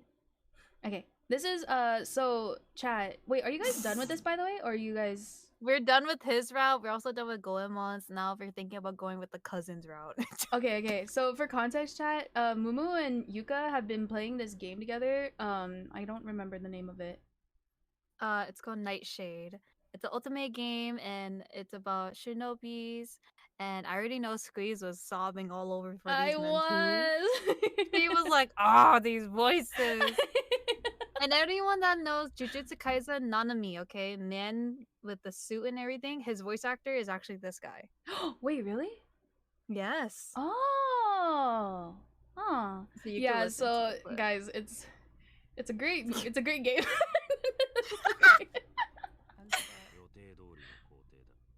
His smile. Oh my You god. paused the game. Oh my god. You better screenshot it. I know you want it. I did shit. You got you. like what? Oh my god. Oh my gosh. Wow. She said, "Wow." I'm sorry. I just love how you guys both just stare at it. Oh my. Chat. So they're going different routes, trying to get different husbandos. Is basically what's happening, and this one is like a crowd favorite. He's very handsome. Yes, very Yes, handsome. He's very He's also like super protective. Oh no, this is not the one. This is the one that he's like, I want you to be confident in yourself. The super protective one is this red. He's a red. Oh yeah. The protective one, I was like, oh, Red flag. I'm gonna take the TV. oh my god, potato cam. Nope, they went. She dodged IRL. They chased you?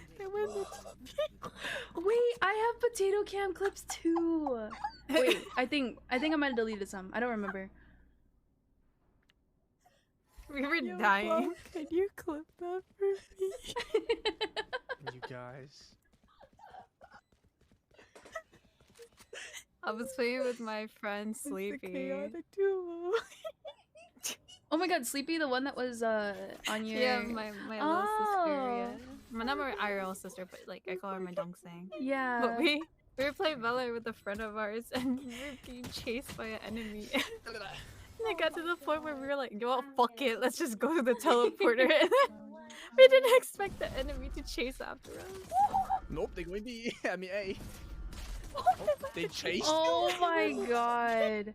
Yeah, I used to use potato cam like I think COVID beginning, like I would do it because farting glitter was like super fucking popular at the time. Yeah. And I was like, I want a potato camp too, and it was really fun. I had like so many different things. Chat, if you're ever interested, I mean like it's fun to do now. There's like filters. It's called Snapcam. You use Snapcam, yeah? It was Yeah. Snapcam, yeah. At the time, I was using this potato filter because I'm so freaking lazy to like put makeup on when I did a face Felt. cam stream. So I would do the potato. And funniest thing is, my friend says I hate it how freaking white teeth looks because of the lighting that we have to use. Oh, yeah. No, yeah, I had to get. I think I didn't buy a ring light. I got like a ring light from a friend for a gift or something, and then I had to change the settings because it wasn't okay. It's not like a ring light. It's like it's a ring light that has like RGB colors, if that makes sense. Because you know how there's like those professional ring lights. Yeah, so it's an RGB ring light, and I changed the settings so that it was like a yellowish hue, so it's like a light and not a bunch of fucking colors. And then on that, I put that on my face, and I remember every time I used like face cam or if I used the snap cam and everything so that it could like register like my movements and stuff, it would be so hot. And I'd be like, dude, it's not fun. So now like I don't really have to worry about it because I'm a VTuber. At the time, yeah, I used a desk LED light where it's like, you know, those LED lights where you could change it to like a book time and stuff like that. So I used that, and because the LED light is so bright and white, so my teeth is shining. So every time I could close, because the webcam, and you know how when you can close, the potato follows you and you look like a close-up cursed potato. Yeah. So sometimes my friends are like, "Don't come up to the camera," and I'm like coming up to the camera as a potato, and like, "Don't fucking smile," and I'm smiling with my teeth. I'm like, I hate how white it looks, and I'm like, yeah, I'm like blinding. Well, at least you had like clean teeth though. Yeah, I was so glad. Like I did have to brush my teeth sometimes. Huh?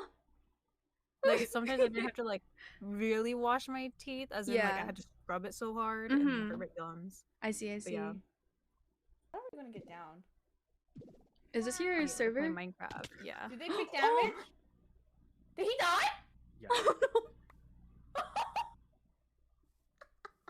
I was about to say, maybe that's not a good idea. Oh no, the piggy! Wait, was that a pig? Or was that the frog? It oh? It It just just hop in high heights, but there's some heights that it will, as you can tell. Did they take damage? No! Did he die? Yue? Did he die? Doc was watching me. Oh my god, dude, the server was chaotic. I remember they were like, You heard us arson, screaming. arson. Yeah. You heard them screaming, and you're like, Jen, what do I do? I like ignored them screaming at pirates. I'm like, come here and let's sneak you a pickaxe. So I was like, oh my god. I was like, I don't know why they're yelling. I was like, Jin, should we be concerned? She's like, no, it's okay. Just let them do their thing. I was like, okay. I was like, just leave them. I was like, it's okay, it's okay. Honestly though, Minecraft is one of those games where I have to like play it for a really long time, like to get back into it. You know what I mean? Oh no way! Oh no!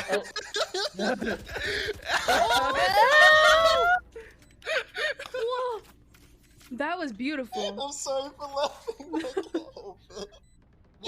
I'm just typing to the person I'm killed. I'm like, we're not talking about it. Oh What my the god! fuck? It took like 50 bullets. I've had that happen with like I think like it was I've had that exact thing happen to me with like a raise or something. I remember so vividly, like the raise was like sneaking up and flanking, and like I just didn't know how to like tap heads at the time, so like I sprayed and prayed. Like it was so bad, and like the picture I drew around her was beautiful, and the picture she drew around me was beautiful. We reloaded in front of each other, and then we continued to do it until I killed her. And I remember standing over her body and typing in the chat like, we don't talk about it, none of that shit happened. This was a rank game, by the way. No! Oh and me and Neon were so embarrassed. Half our teams literally said, This is why we're in this lobby. No! Wait, what rank was it? What rank was it? It was like sober. Oh my god. Honestly though, that was me. I was the neon. I legit was crying. Me and Neon were like, what the fuck were we doing? Dude, that's so fucking funny. The amount, like, I thought you would have for sure killed her after the second clip, right? It's like... Yeah, I hated the Spectre, okay? I was Both of you, like, panic spraying is a mood, to be honest. We both crouched at the same time as well. No, it's like the track. No, honestly, it's the tracking for me. Like, the way, like, you're following her as she's, like, sliding and everything, and how she's, like, trying to shoot you as she slides, too. Oh my god, that's, like, out of an action movie. That was beautiful. I'm stuck. I'm stuck. Ooh. Yo, Shut the no. the cheese fell on my thighs, that my thighs were so warm that it started to heat up. I was there for this! I was eating Taco the Bell. cheese, The cheese string, and I was like, wait, Oh, why Deep is it, Voice like, Femboy, thank you so much for the warmly follow. tasty? Oh shit. Cheese perfect melted on your timing. thighs. Okay, I was eating Taco Bell, and you know how sometimes there's cheese in the wrapping when you unwrap it? There's still leftover cheese, and it falls onto your lap. Like from the So I was taco? wearing shorts. Yeah, so I was wearing shorts, and I didn't realize there was literally one string of cheese on my underneath my thigh where it's super warm on my chair. Okay, I lifted up. I was feeling something. I looked. It was cheese, and I was like, "Yo, what? Since I know my chair's not dirty, I'm gonna just eat the cheese." I ate it. It was so warm, and it was like warm, like as if it was still cooked. And I was like, "Ain't no way my thigh's that hot to cook cheese." And I'm like, I had to say it, and I was like, I hate myself with myself on that clip. But then I was laughing because me and my friends, that was Wifey and Yue, we were like so out of it because we lost all of our shit in the dungeon. So we were like, our brains were so drained from a dungeon that we lost our crap. And I was like, I'm gonna eat my Taco Bell. Yeah. And then that happened. That was, oh my god. I just love how, like, candid you are about it, though. You're like, oh, like, some people would just, like, wipe it away and not even say anything. Nah, you were like, guys, the cheese melted on my thigh and stuff. Like, it wasn't even on top of my thigh, it was under my thigh. So I was just like, why is it under my thigh? Okay, we're gonna move on to everyone's favorite portion of the fucking podcast. If it's not your favorite, it's definitely my fucking favorite. Rapid fire questions. Let's go.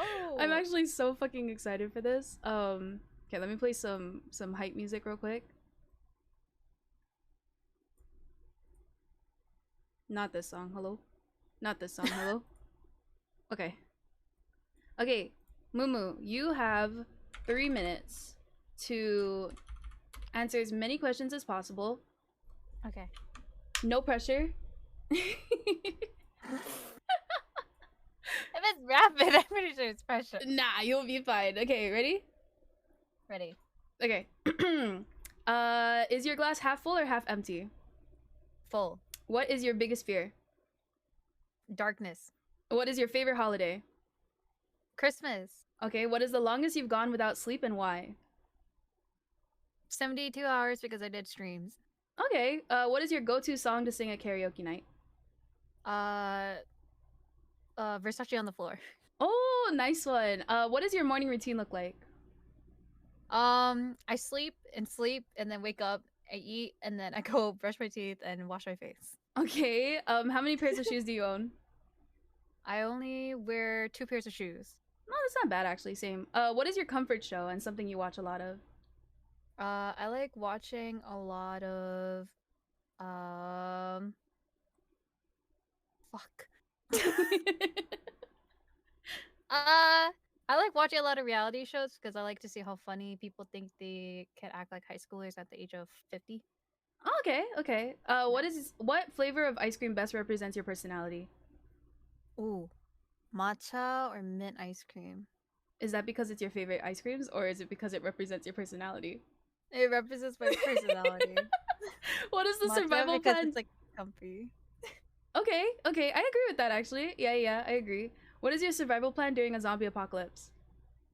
I board everything in, I gather everything in the center of my home, and then I make sure I sleep in the middle of the house so that if I know someone's upstairs or downstairs, I could be in the middle ground and then attack them from the bottom of the stairs when they're up there. Or if they're in the basement, I could literally kill them on top of the stairs. Wait, what the fuck you thought about this? What the hell? I used to play pretend, you know. Yeah. If you had to eat one meal for the rest of your life, what would it be? Oh my god. Sushi. Oh my god, same. Actually, same. What do you need more of in your life? Money. True. Lots of money. True. I'm a What, broke ass bitch. what are the qualities that attract you most in a love interest? Asking for a friend. Lots of respect Uh-huh. for everything. And Got it. quality time. Hold on, I'm gonna make a note real quick for no apparent reason. Okay, and then would you rather vacation in Hawaii or Alaska, and why? Oh my god, I've been to both. Why you gotta do that to me? I love both of them. There's only one correct answer, and everybody in the podcast should know what the correct answer is. It's Hawaii. And why? Because my girl Squeeze is there. That's what I'm saying. See, it's not that hard. And Nizzy, if you're in the chat, fuck you. He said Alaska. He did. You know, I was gonna actually say Alaska because it's like Hawaii up there too, but it's cold. Alaska is cold. I haven't been to Alaska. Oh, by the way, the questions are done. I haven't been to Alaska. I would like The to funny go. thing is, it's actually like Hawaii, but then it's like if you get winter up there, over there where you are. Yeah, It's yeah, like yeah, that because yeah. in Alaska, it actually gives me so much vibes of Hawaii because everything is a lot of Hawaiian shit up there, and I'm like, what the fuck? Wait, what do you Like, mean by that? What do you mean it's Hawaiian there's shit? like it's like so much like there's like Hawaiian like related things up in Alaska. Surprisingly, there's like Huh? Hawaiian shops up there. There's like Hawaiian like food up there, and there's like people from Hawaii that lives up there too now. And I'm like, huh? What? Yeah, and then I find out there's like Filipinos that live there, along with Samoans also live up there too. And I'm like, huh? Wait, that's actually so insane Yeah, for me to think it's about. literally like Hawaii, but it's in Alaska. What? Dude, But then because it's like, Alaska's so if far up Hawaii north. has, yeah, it's like if Hawaii and Alaska were just like, you know, siblings, right? It's like that. It's like it's literally like that. And I'm like, my mind was so blown because despite the weather differences, they both were so similar for me. And I was like, my brain can't cooperate. What? That's actually wait, okay, now I definitely have to go to Alaska so I can see what you're talking about, because then I could be like, hey, just come to Hawaii. Actually, no, I don't really like when tourists come to Hawaii. I like it when my friends come to Hawaii, but not like tourists, but that's like a local thing. But I do want to visit Alaska, because I just want to see what like great lakes and like nature is out It's there. beautiful. I went up there. Yeah, I want to see. Actually, I just Hiking want to in the visit mud. the states in general. I don't think I've Now I explored know enough. why people say mud is a dangerous thing to hike on.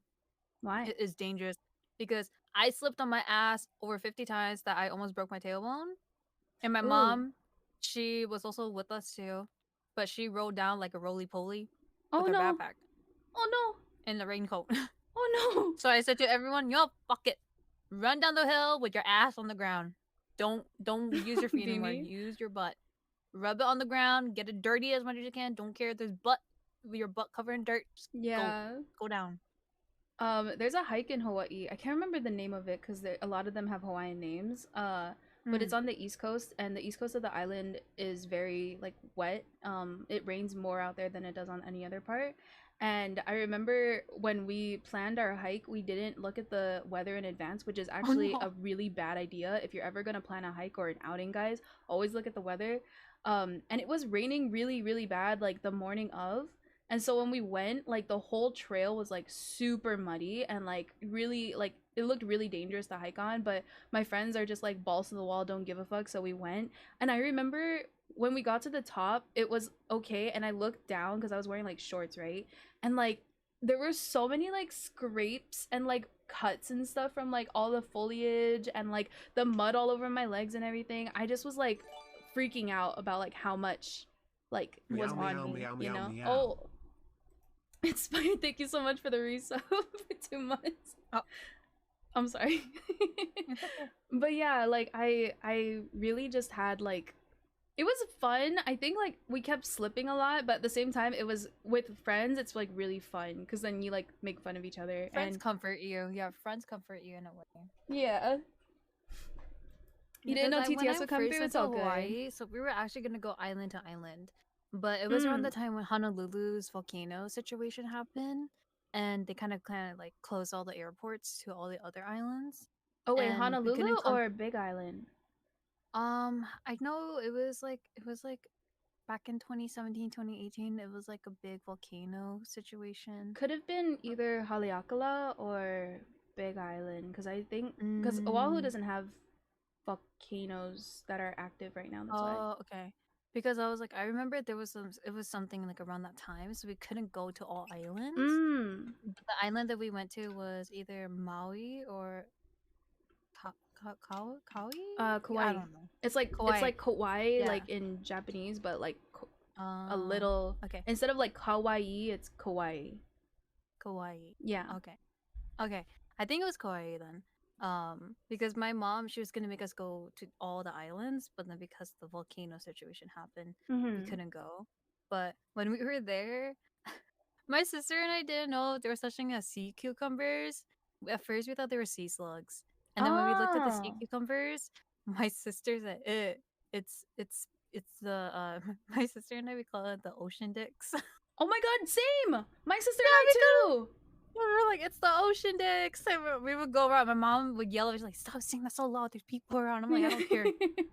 It's ocean dicks. There's ocean dicks everywhere. And I'm like, Yeah, what do you if want you me guys to look do? up sea cucumber, you'll know what we mean. Like it looks definitely interesting. I'm not gonna show it on stream, but like yeah. Yeah. Don't look up They- ocean dicks. Not ocean dicks. Look up sea Not cucumber. the actual word dicks, but Yeah.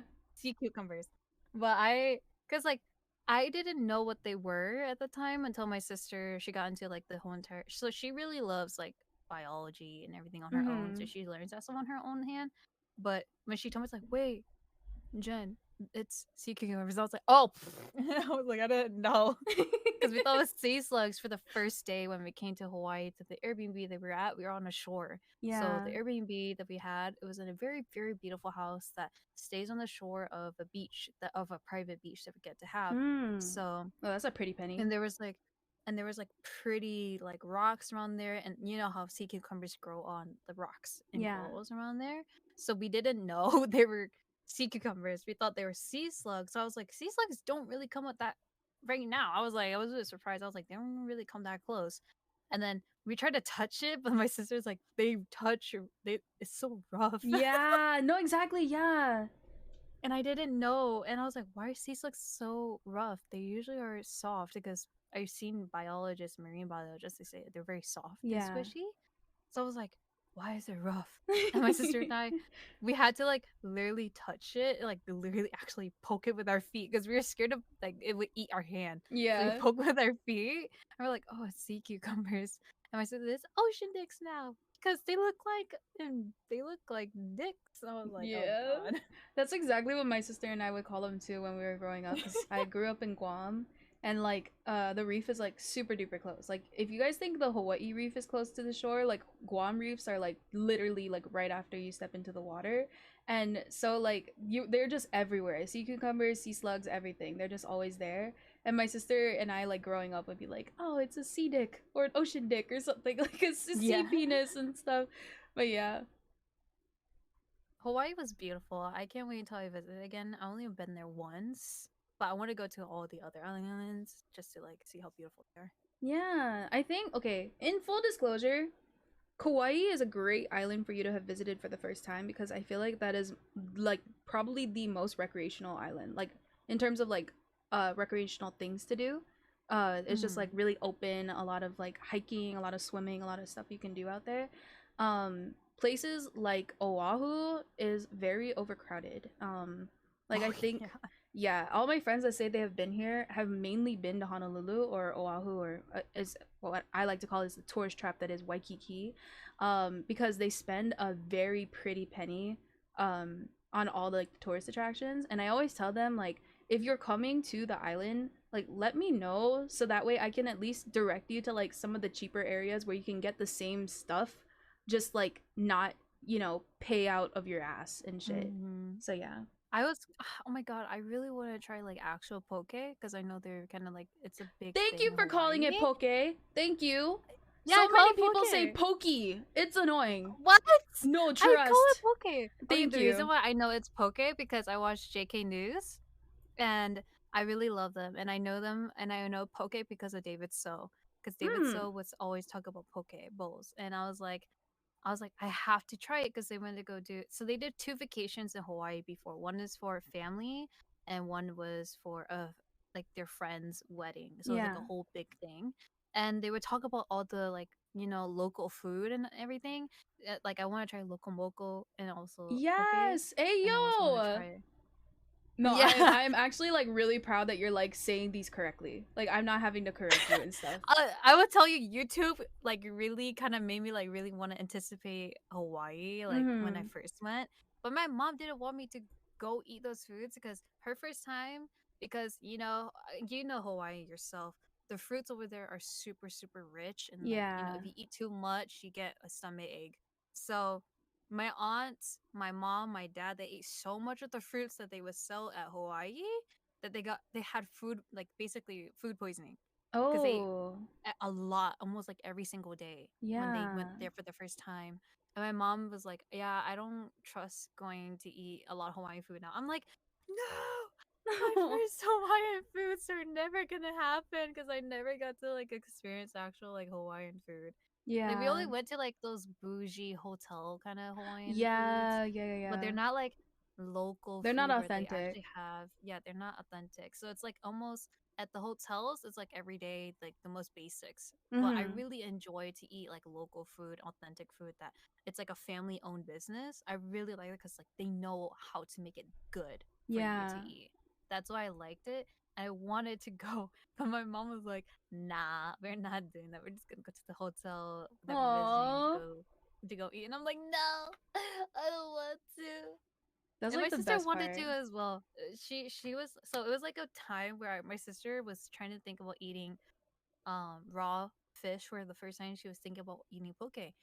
And I was like, "Okay, bet. Let's do it." And I told my mom like, "Let's do it, mom." And my mom was like, "No, I don't want to." And I'm like, "Oh man." Aw. I'm like, "I want to eat it so badly." Yeah, Beanie is my mod who's also from Hawaii. He says like the population of Oahu is higher than the rest of the islands combined, which is actually probably factually true. If that's like an exaggeration, I would feel like there's an actual number out there and it would be probably very true. Like this island is way overcrowded. But it is my home and I shall live in it. Welcome to the home of Oahu. Okay, I think we are nearing the end. We're gonna do the ending questions now. Yes. 1 second. Chat, did you guys want to see like a close-up version of Mumu's art real quick? Let me show you guys. Because I think it is very pretty. The slideshow is happening, but I think you guys can appreciate the art in close view. 1 second. Okay, we'll start off with... Oh wait, where am I? We will... What the hell is happening? Oh, there it is. Okay, we'll start off with this one, Mumu's little gif. You had this one with like a 3-stack, yeah? You, T, and Min. Yeah, it was me, T, and Min. It was my first gift for the 2 of them because they've been the main 2 that has been supporting me on my VTubing route, and they've been like my 2 like closest friends ever since I started kind of like coming back to my streaming and becoming a VTuber, and they've been super supportive, and I wanted to give them something nice for Valentine's. Aw, it is very cute. When I saw it, I thought it was so cute. You guys like stacked on top of each other. Yeah. It's just Min so and T cute. were like, "What the fuck?" And I was like, "Yeah, I got you guys a gift." They're like, "What the fuck?" I was like, "Here you go. Here's some free art for y'all because I got it for you." It's so chunky. It's just so cute. I think it's adorable. Yeah. And then we have this beautiful one. This is the artist that did this for you is the same artist that did Nizzy's most recent art piece thing too. Yeah. Yeah. I love their art so much because it gives me so much of like that fantasy MMO vibes. Mm-hmm. Like I saw their other art and I was just like, oh my god, I love your art. Let me commission you. And they were like the first artist I asked for my first illustration. And Oh. now that I got it, I'm so proud that they did a lot of work on it and they did it very well and it went through smoothly that I just like you did a good job. I'm proud of you. Like I said that to the art, I'm like, super proud. You did it and now you can rest. I think yeah, this was one of the first art pieces I saw of yours, and I thought it was really, really pretty. Tia was so funny. She was like, "You have no ass," and I was like, "Stop, bro!" I remember you saying she said that. I was like, "That is so." I was like, "The artist did her best, did their best." Okay, the artist did their best, but I'm so proud of it because it's so beautiful. Like the lighting, Yes, the aesthetic, little like concept was like rainbow. in there. Yeah, it's really pretty. Yeah, like the whole darkness around you too. I feel like it's like perfect for your lore and everything. Mm-hmm. Yeah, because the orb that I'm holding in my hand, that's like your guys' dreams. That's the dreams that I have tried to take a hold of. Not really like consuming it, but much more of like, I'll protect your dreams. That's so cute. It's actually really cute. Yeah, thank you. And then we have this one. Like, this is literally like Junmu waifu. Like, come home to me, honey, kind of thing. Like, it's so cute. I love it so much. Yeah. I was thinking of doing like a whole entire like waifu illustration thread, and so this is my first one. And Shiro, the artist, they did so well that I was so happy because I was like, I really want to do a waifu POV, and they're like, oh really? I was like, yes, I want to do a waifu POV, and we went with this route because the reference was at a beach, but this one I said I wanted to be like spring aesthetically. Oh, like cherry blossoms and stuff. Yeah, like cherry blossom. I think it's cute. I wanted like the her dress. to have a beautiful dress too, so I was like, yeah. What is it? Is this jewels or something in your hair? Yeah, I have like a little like cute like moon hairpin on my hair. Oh, that's cute. I've been drawing you both as trainers, and the poor Piplup looks scarred because I messed up a line with my pen. Oh, good, no! No! Wait, I'm excited to see that. That's gonna be so cute. Wait, you're drawing me with Piplup and Mumu with who again? Wait, which one's mine? I forgot. I have which one's a your lot of starter? starters. I usually my Sabo? Oh, my Yeah. baby. Sobble was like the first starter Pokemon that I actually grew attachment to. That's I like think Piplup was mine. If when Gucci finishes it, I'll send it to you. Oh yes, I will love. Oh my god. Okay, this one I've never seen before, and I think it is so fucking pretty. It is so pretty. Yeah, it's made by I think it's Ice Star Emily. It's a mutual of teas, and I saw, so this is my first VGen art commission that I asked on VGen, and oh my god, Emily was so adorable. She was so sweet. Oh my god, she delivered this at a good timing that I really wanted to get like a good banner art for my Discord and my Twitter. Yes. And I wanted to have the focus as my eyes because my eyes is like a world. It's like another world that you guys could look through. And it's very dreamy. So that's why I was like, yay, it's here. It is so pretty. Yeah, when you sent me this in Discord, I just like kept looking at it. I'm like, that is like the little like constellations in your eyes too. They're so pretty. She did an amazing job. All your artists did amazing work. Yeah, all the artists did so well. I didn't really need a lot of revisions because everyone did so well with their sketch phases. I was like, go fast. I was like, go to the coloring. Go do it. Have fun. I was like, I'm so proud of y'all. Y'all did it. Oh my gosh. Yeah, I still need to work on commissioning some stuff for Real Squeeze and everything. I'm slowly going through that process right now. I'm excited. Yeah, I'm currently waiting for more art. My first collab art is actually with Tomo. Oh, that I would tease with y'all in Squeeze's chat, but I won't tell you what it looks like until it's done. so. Let's go. Let's go. Slight teaser. Slight teaser. I'm excited to see it. First male I've actually gotten art with, so he's like, "Oh damn, I'm special." Oh, of course Tomo would fucking say that. Tomo would say, I was of like, course okay. Tomo would say that. I Tomo's like, 1v1'd him "Damn, yesterday. special." I 1v1'd him in Genji Ball yesterday, and like he may have won the last one, but I won like the first 3, so like I just count that as a win. I in my saw. eyes. I was like, she's getting better. She's better than him. She carry. I was like, my wife is better. That's right. Oh my I god, was like, please. he's just a practicing target. That's what he is. That's The exactly what others- it is. I just practice Genji Ball on the side. I'm Radiant, actually. It's crazy. Mhm. She's crazy. She's a professional, guys. You guys just didn't know that. Yeah. Is it called like sandbagging or something where you like pretend like you're not good at something and then like you show up and you're actually like really good at it? I can't Yeah, remember. I believe so. I believe that is the term. It's been Yeah. a while since I heard that. Yeah, same. Yeah, I was sandbagging Genji Ball. It's fine. Okay, now to hit the ending questions. I hate to end the podcast, but we got to end it soon. So what is one piece of advice you would give to anyone listening about growing as a streamer? Honestly, as you're a streamer, even when you're still small, think of a way of what does your viewers actually want to expect out of you at the end of your stream. Are they happy that you delivered a good entertaining stream? Or much more, are they gonna be like, hey, I really like your stream, but I'm gonna go check out your friend? If they're gonna be like that, that means it could be that you didn't really bring a lot of personality of yourself. So maybe start doing solo streams for a little bit so that they get to know you, they get to be entertained by you.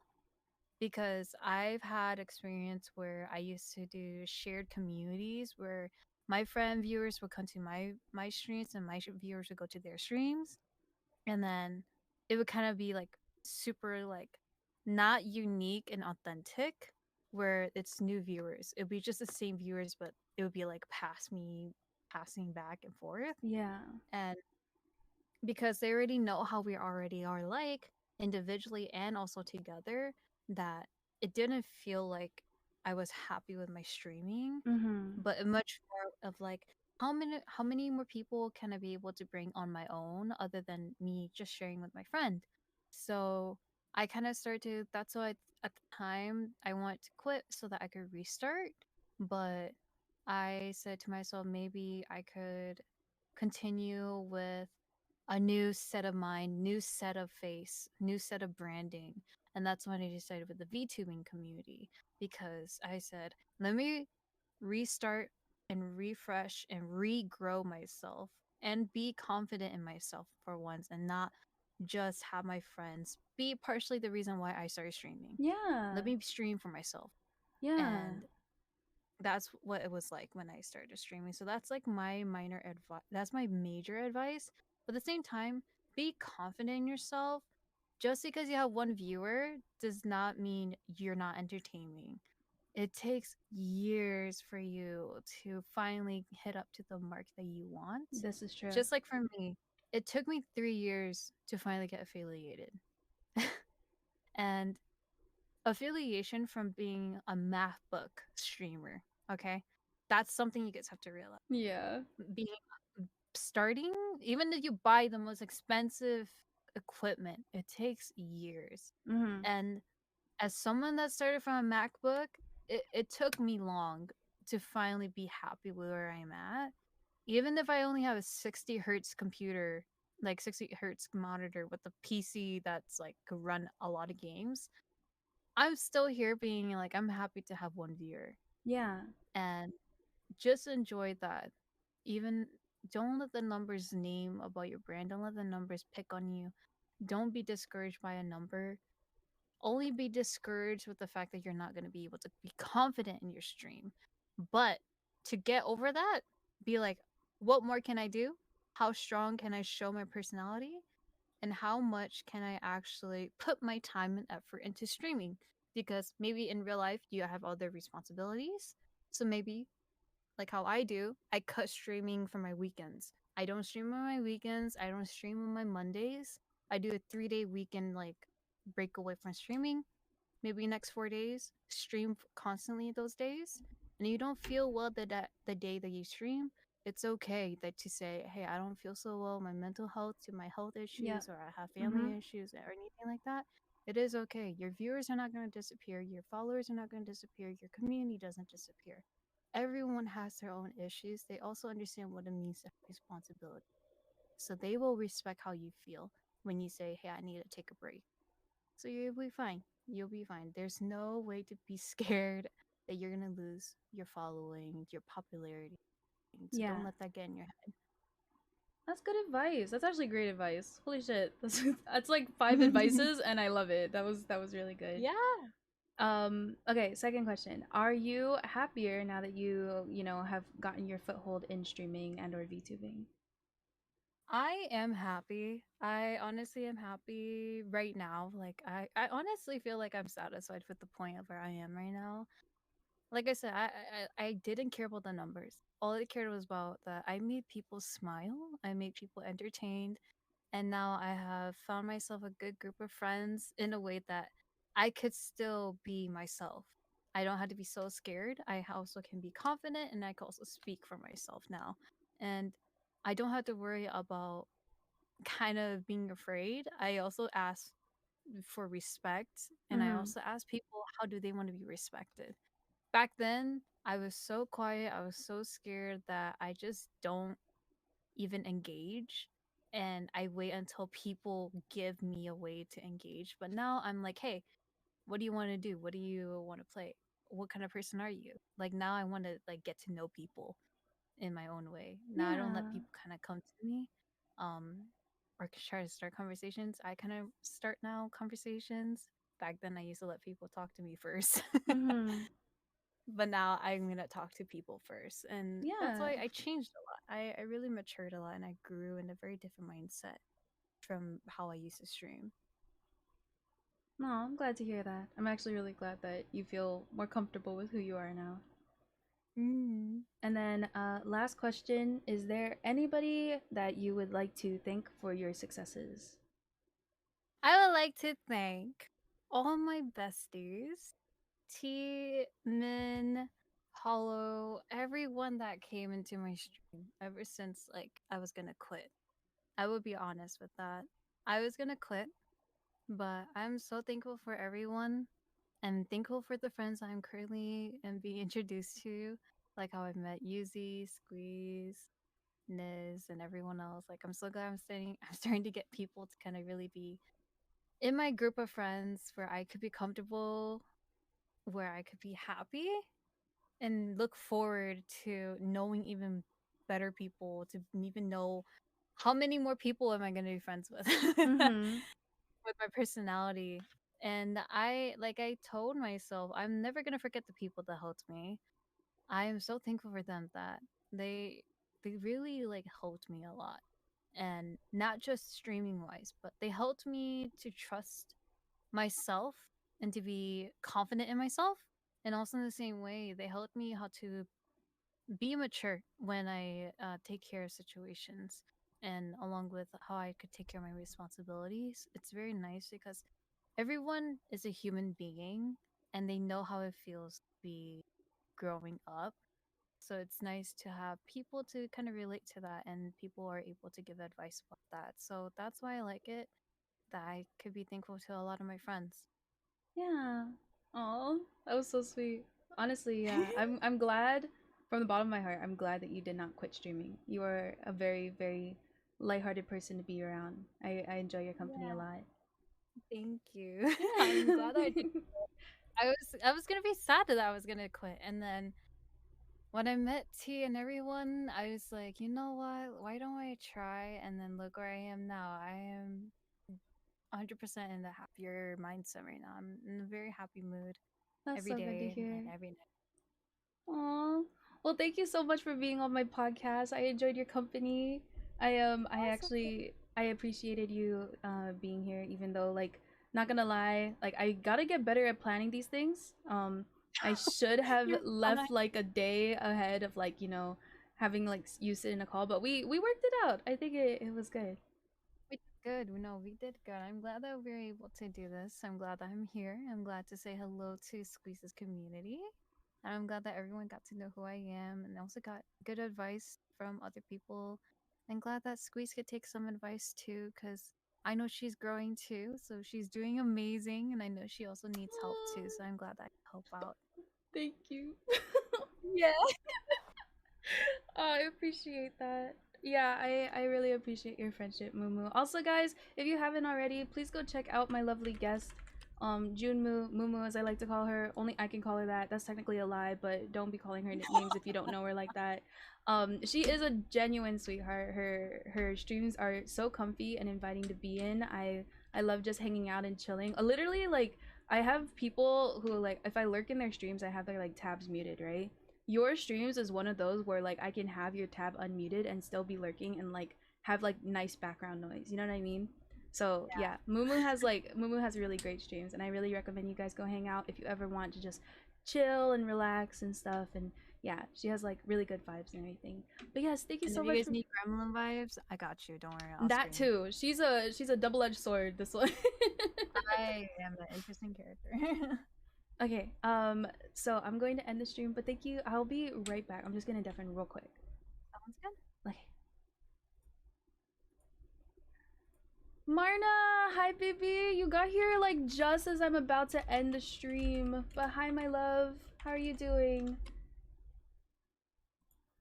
Guys, okay, thank you guys so much for hanging out. I hope you guys enjoyed the podcast. It was a cute little moment. Me and Mumu talked about a lot. I was super excited to have her on the last oh, not the last podcast. What am I talking about?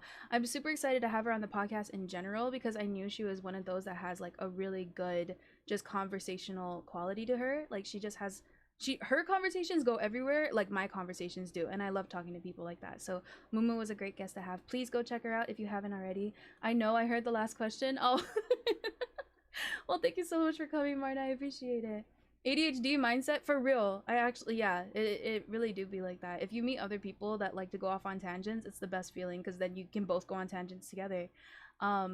But yeah, thank you guys so much for hanging out though. Thank you so much for the follows. Thank you for the resub, the subs. Aru, hi baby. God damn it, I missed it. No, it's okay. It's okay. Honestly, if you are a streamer, chat, if you're in the chat and you're, oh, thank you, Inspire. And you're a streamer and you would like to be on the podcast, please fill it out. Chat, also, I already mentioned this yesterday. I'm going to be taking a small break from the podcast for maybe about 2 or 3 weeks, depending on how I feel. I just have a lot of friends who are currently playing some like really fun games. I want to maybe just like play some games over the week, not really stress about organizing the podcast too much. So yeah, it's going to be a little bit until the next one, but I will keep you guys updated. Stream schedule will be out on Sunday when I get my schedule all figured out for next week. It's up and I have tagged Enjoy. I gotta go start riding the bike. Okay, bye Gucci. Ride safe. Goodbye. Please be safe.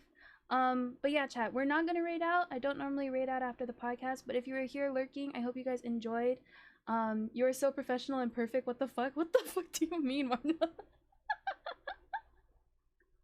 That is not happening.